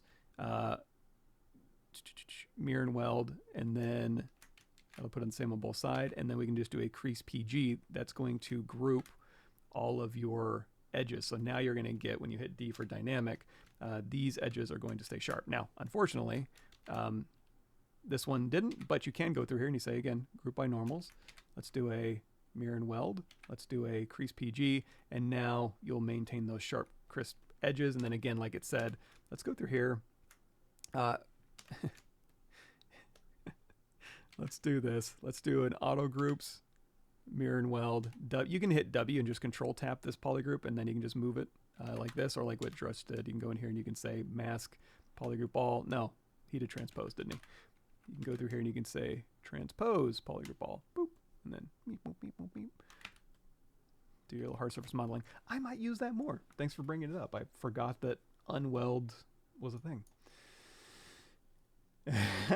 Drust is awesome. He is the greatest guy to have a beer with. Nicest guy in the history of Joseph Drust. He's amazing. Especially on the ZBrush. Like, if you guys think I'm good at ZBrush, fucking Drust and Gabriel are miles ahead of me. Yeah, should work this with layers, introduce changes to polysymmetry. Yeah, that's, again, morph targets and layers. You can do quite a bit of little fancy footwork and kind of balancing. No. It's whenever you're watching Drust, he'll say the word actually a lot in some of those older videos. It just makes me laugh. I probably do it too. I have my own quirks. Mirror and weld. Oh, so mirror and weld would weld points that are too close. That shouldn't be a thing. I'm hoping that when you do a Scale Master ZBrush Scale Unify, because if you're working at like microscopic scales, I could see it welding, but that shouldn't be normal behavior. That's a bug if it's doing it. Sorry about that. Cool. Okay, so we got some options here. What time is it? Oh, we got 30 minutes. So get back to our guy here. This is where we can start going through here and, making, so right now we're just making kind of rough design changes. But if we want to go through here and start refining pieces, we can. And there's a bunch of different ways we could do that. But I'll let you all dictate what you want to learn about. I'm just here so I don't get fined. We got that connected here. It's got kind of a weird face.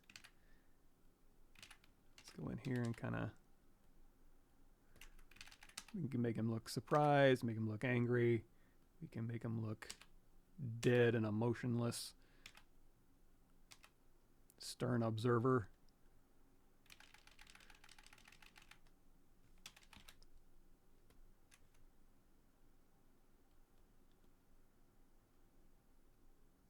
Another thing you can do, let's take X symmetry off, reset.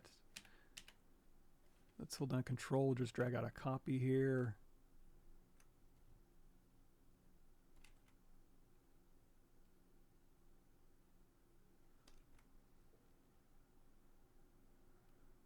You can do like a little kit bash insert pieces, see if anything kind of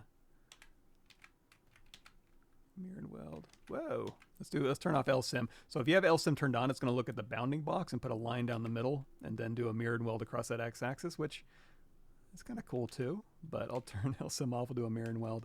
There we go. Now we've got kind of a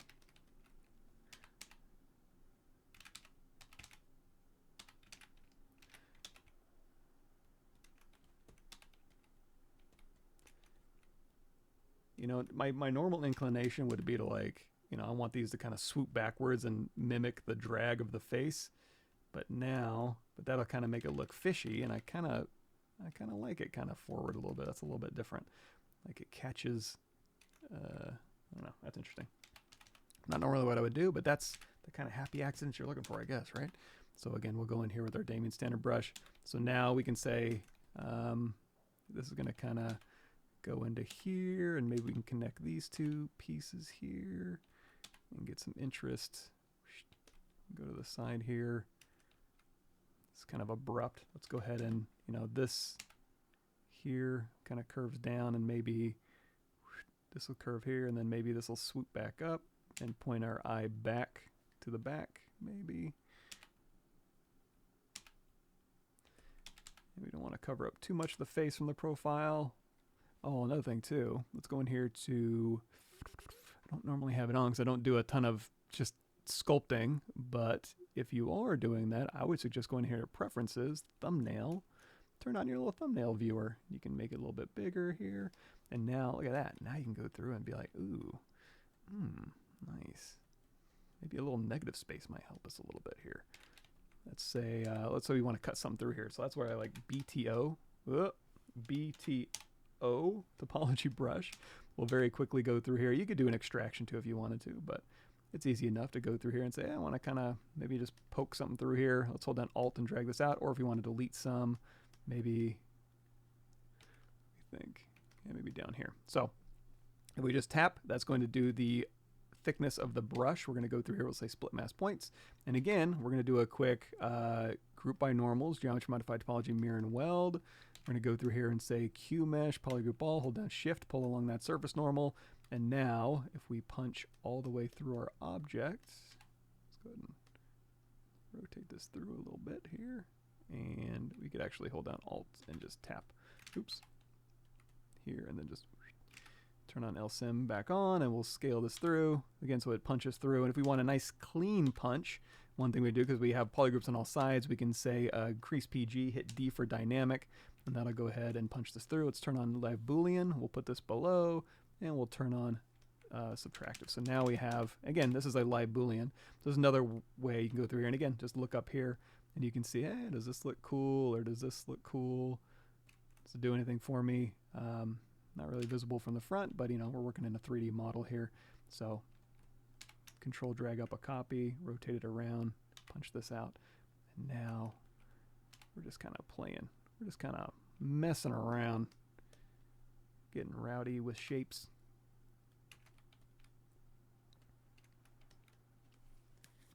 Okay.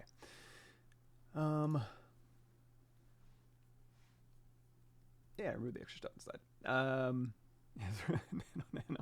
As there a way to import folders from another save file. Yes. So, for example, I got a whole bunch of stuff in here, right? So what I'm going to do, let's say I want to bring some of it over. So I'm going to hit W, go in here to move multiple, Control Shift drag over maybe all these front components here. I'm going to hit Control F. Would you like to create a new folder with these subtools? Say yes, and we're going to say stuff. So now we have a folder full of stuff. And of course, if you want to move more stuff in here, you can just Alt tap the tail, for example, and you just drag it right into your stuff folder. So if we turn everything off and then turn everything on in our stuff, we can see this is what we're bringing over. Now, like I said before, if you want to bring everything in, just dump everything into your stuff folder. Boop, bloop, bloop, bloop, bloop, and then bloop. So everything's in my stuff folder. So with the folder here and something selected in the folder, we can go in here to Z plugin, subtool master, copy folder, and then go back here to our demo anime head. Oh, and now we're getting some storytelling going. We're going to say Z plugin paste folder.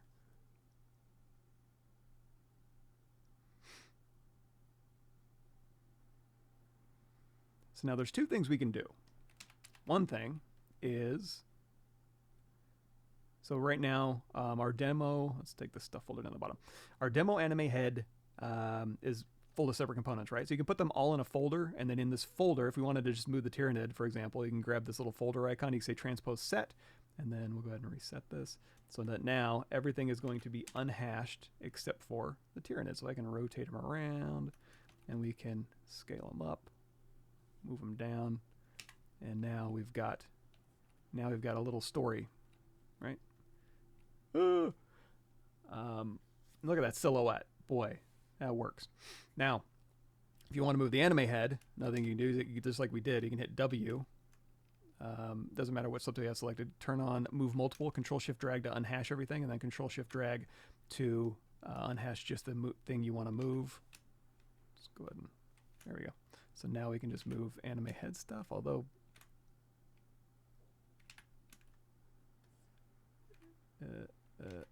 do I have like X symmetry turned on in a weird direction or something?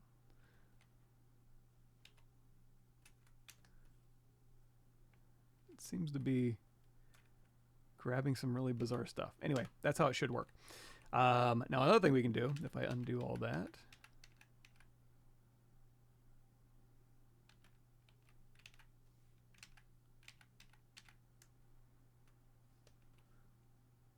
that's weird.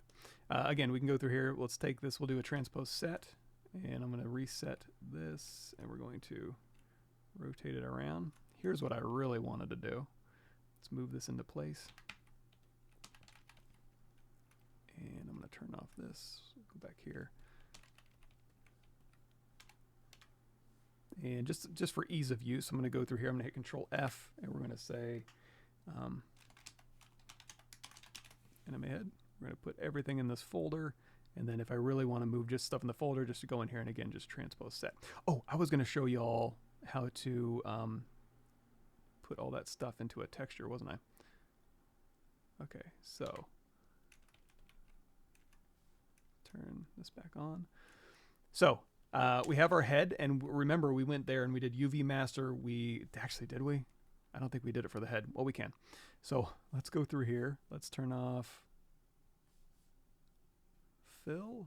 Let's go to skin shader. So because I have subdivision history, what I have to do is go in here to Z plugin UV master. We're going to say work on clone, and if we go in here and we turn on our polygroups, we can see we have polygroups in here. So I'm going to say symmetry. It is symmetrical. Polygroups unwrap, and then if I hit flatten, there's our new UVs. Now if we unflatten and check our seams, not terrible. What I can do is I can go through here and I can say enable control painting. I want to attract, and then I want to paint 100%.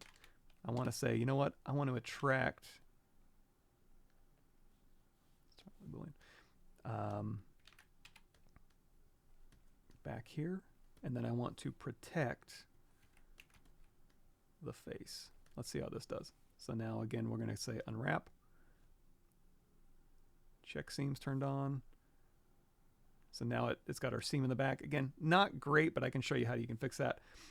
So now if we say copy UVs, we can go back here to our painted face. We can say paste UVs. So now if we go through here and let's turn this off real quick, and we go down here to texture map, we can say create new from Polypaint, and now you've got your polypainted head on there. Now, another thing you can do is we can drop down to subdivision level 1. I think we can do this. And this is another one of those things. It would be, what year was it?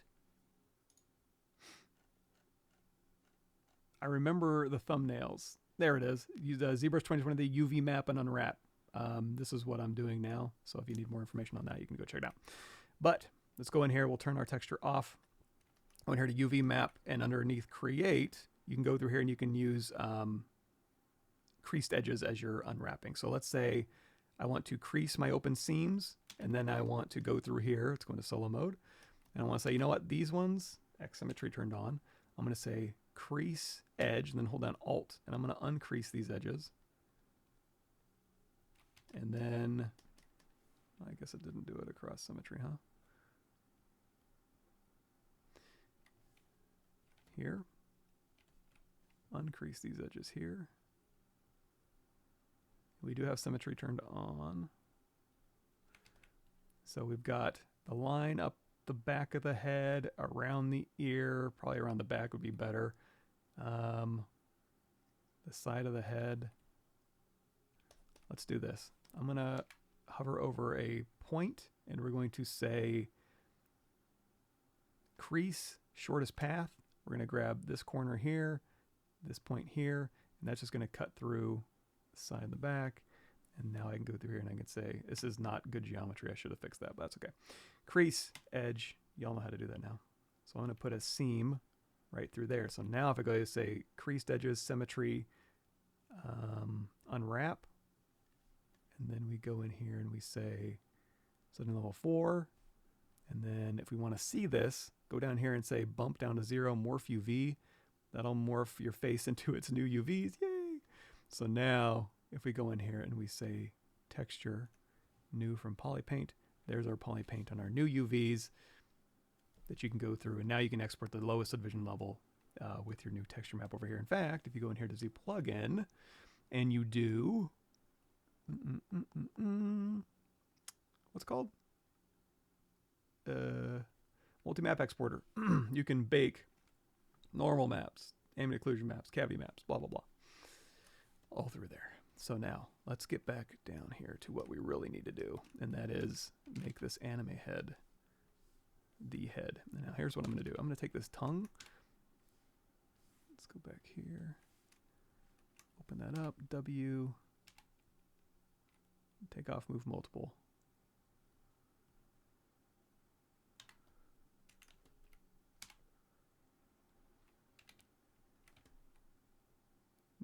Now we're talking thumbnail city.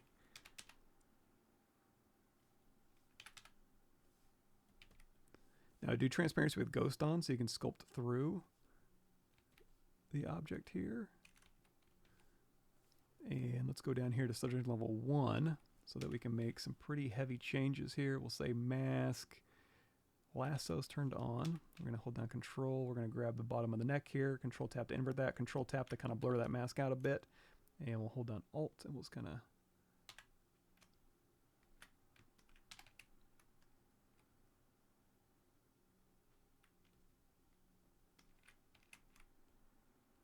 now one cool thing that you can do with the new ZBrush 2024 is you can hold down control and you see how soft that fall off is.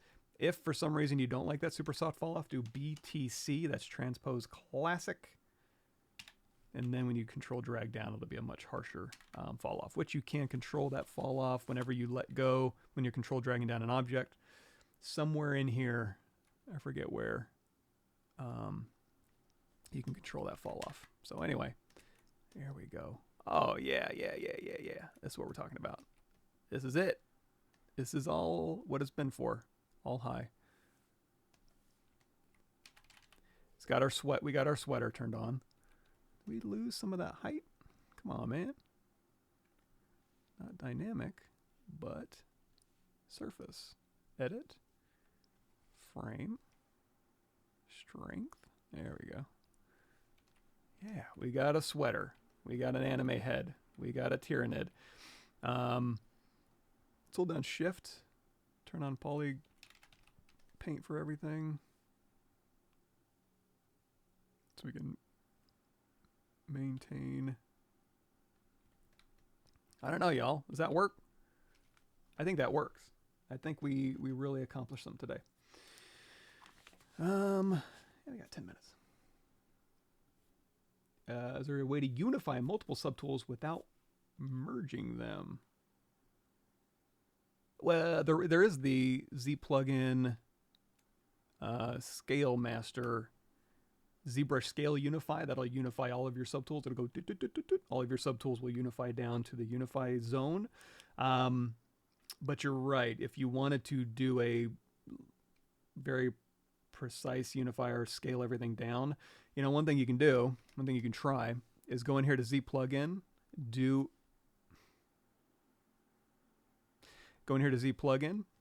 a Transpose Master, hit T-Pose Mesh. That's going to take all of the lowest subdivisions of your object and shoot it over to Transpose Master. And then you can, you know, they're all merged, right? So let's go down here to deformation, unify. And then if you do T-pose mesh to sub T, there you go. Now that should be about what ZBrush scale, scene scale unify should do-ish, but that's one way to do it. So now I'm curious. Let's say append a cube. I know I got a box in here somewhere. Cube 3D, geez. Let's see if what it actually did, because I'm curious.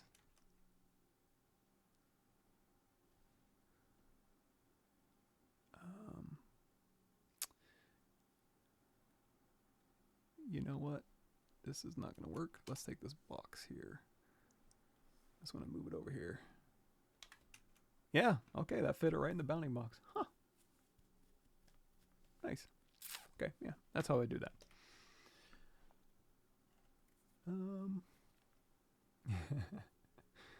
Yeah, Gabriel and Drust. In fact, go to the next ZBrush Summit. I don't know if Drust will be there, but I know Gabriel will. Any plans of ZBrush to make double symmetry, rotate and mirror? The array method, okay, but not that great. There is something approaching that. So for example, if we have a cube here, let's do this. This is not fun to look at. Let's go through here. We got our, say delete. We got our Tyranid. Delete all. There we go. And in fact, let me turn off. I don't need that thumbnail anymore. I know it's a sweet silhouette. So, let's say control mask pin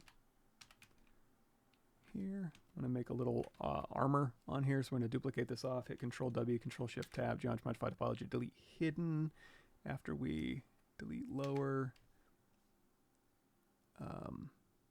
delete hidden, ZRemesh, let's do a polish by feature, open circle, ZRemesh half, depth size down to 0. Q mesh.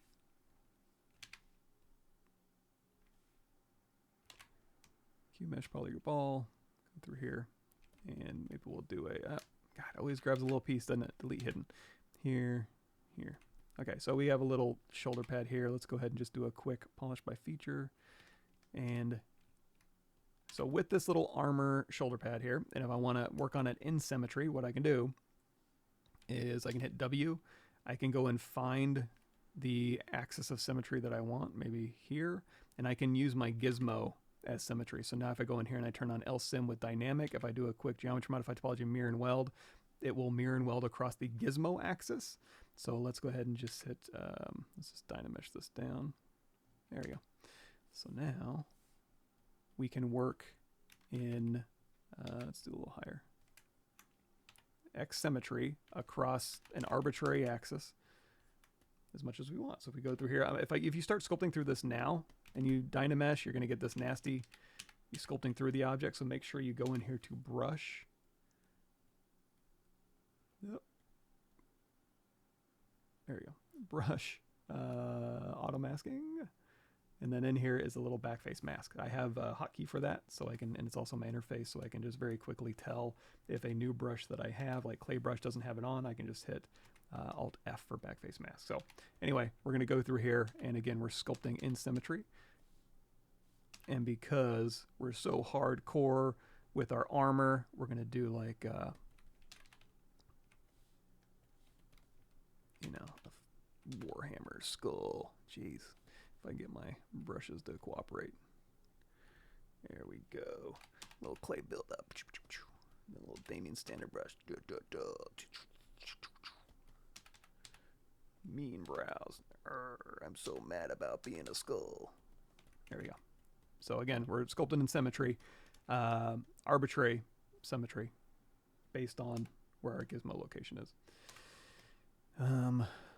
Now, there is another possibly cooler thing, which is if we go in here and we say,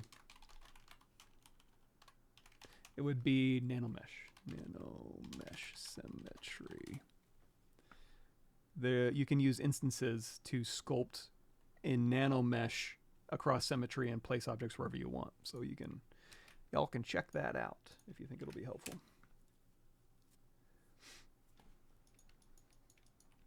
Sorry, I'm just in love with our little object here. Now I do want this head, so I'm going to go in here to M, Skin Shader 4, M, 100%, Color, Fill Object. There we go. That's what I'm looking for. That's nice.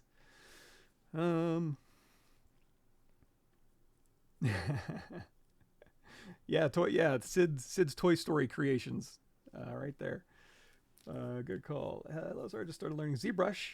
Like was seeing your playlist video 7 where YouTube hits notification you being live. I'm excellent. Oh, excellent. So yeah, you were listening to my annoying voice on my playlist, and then you get to listen to my annoying voice live. What is the difference between dots and freehand strokes? Not a ton. So for example, if we're over here and we say standard brush, X symmetry turned on, Alt tab. Oh, turn off dynamic with LSym so that our symmetry is across the world axis. So we have a dot stroke, right? However, you're going to notice if I have stroke open here and we just do a really fast stroke, see how it goes. There's ways to combat that even with a dot stroke. You can turn on lazy mouse, and that's going to give you a lazy step. So now if I go really fast, it's not even letting me, right? But you can, if you crank that lazy step down, basically that's going to give, well here, if we crank the lazy step up, it's going to do on purpose, it's going to drop these dots at regular intervals. And this is super useful. So if you want to go through here and just put in like little nubbins, you know, that are spaced apart, especially on like a creature thing, totally useful, right? However, if you crank this down to like say 0.25, that's going to overlap the alpha. So now they're overlapping. And then the lower this goes, the more they're going to overlap. And that's why you're getting kind of a more intense push out, is because it's overlapping the strokes so much. You're getting multiple strokes every single time it moves. So it's going to be a little bit of a slower performing brush, but it is going to overlap your alphas, give you a nice smooth stroke. Now, having said that, if we put this back to like 0.5, again, with a dot stroke, or with lazy mouse off with a dot stroke, you're going to get this. Then you turn on lazy mouse with a lazy step somewhere reasonable so that you don't get that. You're good. Again, I'm still on dot stroke. Now, if we turn lazy mouse off and we do freehand, still a dotty stroke, right? I wonder, and honestly, I don't really, this is where Gabriel Drust coming in would probably know more than I would. If you go in here, there's also under modifiers, you can turn on roll and you can roll your alpha. That's not what we want to do. And you can actually stretch that roll out if you want. So if you do a roll of 5, that kind of fade in and out of the alpha. That's not really what we want either. What am I looking for? Mouse average. So this mouse average is at 4 by default. I wonder if it'll make... Honestly, I don't know what the difference is. Long story short, if you want to get rid of the dotty stroke from dots, I don't know that freehand's going to help you at all, or exactly what that does. I'd have to go read the documentation. But let's say you are on dot stroke and you want to combat the dottiness. That's when you can go in here. You can actually, instead of doing any lazy mouse at all, you can crank up your mouse average, and that'll kind of smooth your stroke out a little bit. Or you can go in here to lazy mouse. So it's at a lazy radius of 1. So it's not very intrusive. However, if you crank this lazy radius up, that's when you get that long rubber band behind. So good for smooth strokes, but not great for faster hand movement, if that makes sense. Thank you, Alexander. Have you made any updates to your super PC workstation still running Threadripper, or would you recommend getting a dual GPU setup with a good Ryzen CPU? It kind of, you know, if the only thing you're doing is ZBrush, which I think is rare in this industry, you want a powerful CPU, you want a lot of RAM. But like I said, I use a lot of different programs that need a good fat pipe GPU. So if we go back here, I'm still on I have 1, 2, 3 Threadrippers right now. So they've all been Threadrippers. Great thing about these is like I said, the pipes, the throughput, the motherboard to the RAM, to the GPU, to the hard drives. Very, very, like the motherboard stuff is good along with a really powerful CPU. Then again, I don't know that a Threadripper is any better or worse than any other CPU for specifically ZBrush. If you do Control-Shift-Escape, performance. You know, not everything is optimized for a billion cores. So if you're using stuff in ZBrush, for example, if we go through here and we say, you know, do a BPR render, it's only going to hit. No, look at that. It actually, BPR actually did a bunch of stuff. Let's say if we do a ZRemesh. Now we're just practicing. Let's say ZRemesh half depth size down to 0. I'm just looking. Yeah, ZRemesh seems to be a little more single CPU.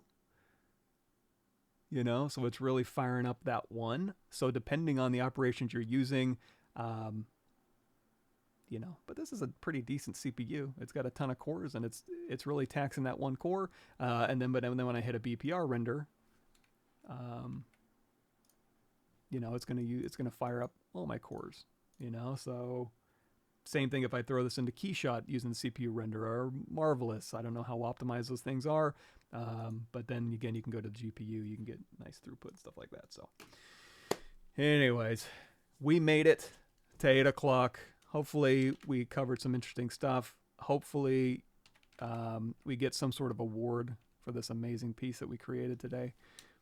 Let's do a little BPR render on this bad boy. Yeah, look at that. Nice. Thanks, everybody. Oh, has had a straight hard surface, like messy polygon into straight. So earlier in this very stream, we covered what's most important when we're going through here, and we had messy polygons. We're doing planes. Let's go back to our ZBrush here. We'll let the Kiosk Masons guys talk for me. When we're refining, when we're going through here and we're just refining our, what am I looking for here? This one. When we're refining, we're going from our concept sketch to breaking a piece off and refining it. You're looking at the mass, the edges, and the planes to get it to this type of shape right here. And then when you start going to detail, you're going to polish your planes down, do your edges, and then, you know, your mass should just kind of dial in. So this is where when you got some of this, you're going through and you're pulling stuff out and you got these nasty wobbles, you can go through like we did earlier in the stream. Just go back, just reverse back through here and watch for when I'm doing stuff like, you know, this. To go through here and clean this up, or go through here like this and kind of, you're just basically massaging. Let's turn dynamic off. Whenever you're working and you're like, oh, why is my brush so laggy? Almost 100% guaranteed you have dynamic turned on. You just hit D on your keyboard to turn that on, so Shift D to turn that off. Now this is interesting too, because I kind of actually like this thick to thin right here, you know, and I could do maybe a little arrow shape here and then go through here. Now this is where, again, secondary, you know, a little form change. So I use my Damien standard here. If we do a really intense one, maybe I want to go back in with my clay brush and kind of build these up to that, and then go back in here with our H polish brush and we'll polish down, and then we'll hold down Alt to polish up like so, and then we got to go back in and we got to use our move brush. Now you may be thinking, well, why isn't it perfect? I mean, you're just getting something representative. And now at this point, you can go through and you could determine, okay, do I want to sit here and just keep polishing this, or do I want to rebuild it with Z-spheres? I want to go into another program and polish it up. You know, there's all sorts of ways you could tackle this, and taking it to final, split it off, clip from another angle, all that good stuff. But H polish, move is basically what you would use. Layered workflows for substance. As far as like going into substance and using layers to like layer up, let me get you an example here. Creature, like going through here and kind of layering up color. Yeah, that's totally useful. Now, as far as like using layers along with, you know, that's more of a ZBrush thing, just to kind of have the flexibility to go in here and dial layers up and down or turn things on and off. Yeah, but yeah, sure. Cool, excellent. Yeah, and the dots and freehand stroke, couldn't tell you. Oh, exporting layers from ZBrush's maps. Yeah, that I haven't actually done a ton of that. Usually when I'm doing Substance Painter stuff, it's like high res, low res, bake, go in there, clean it up. But to your point, yeah, I think if you did want to have like certain details on different layers that you want to bake and have non-destructive in Substance Painter as surface information that you don't want to bake into your primary maps, yeah, that would work. Why not? I never thought about using it, but yeah, that's, now maybe I will. Cool. Excellent. All right. Thanks, everybody. Have a good rest of your week, and I'll catch you all on the flip side.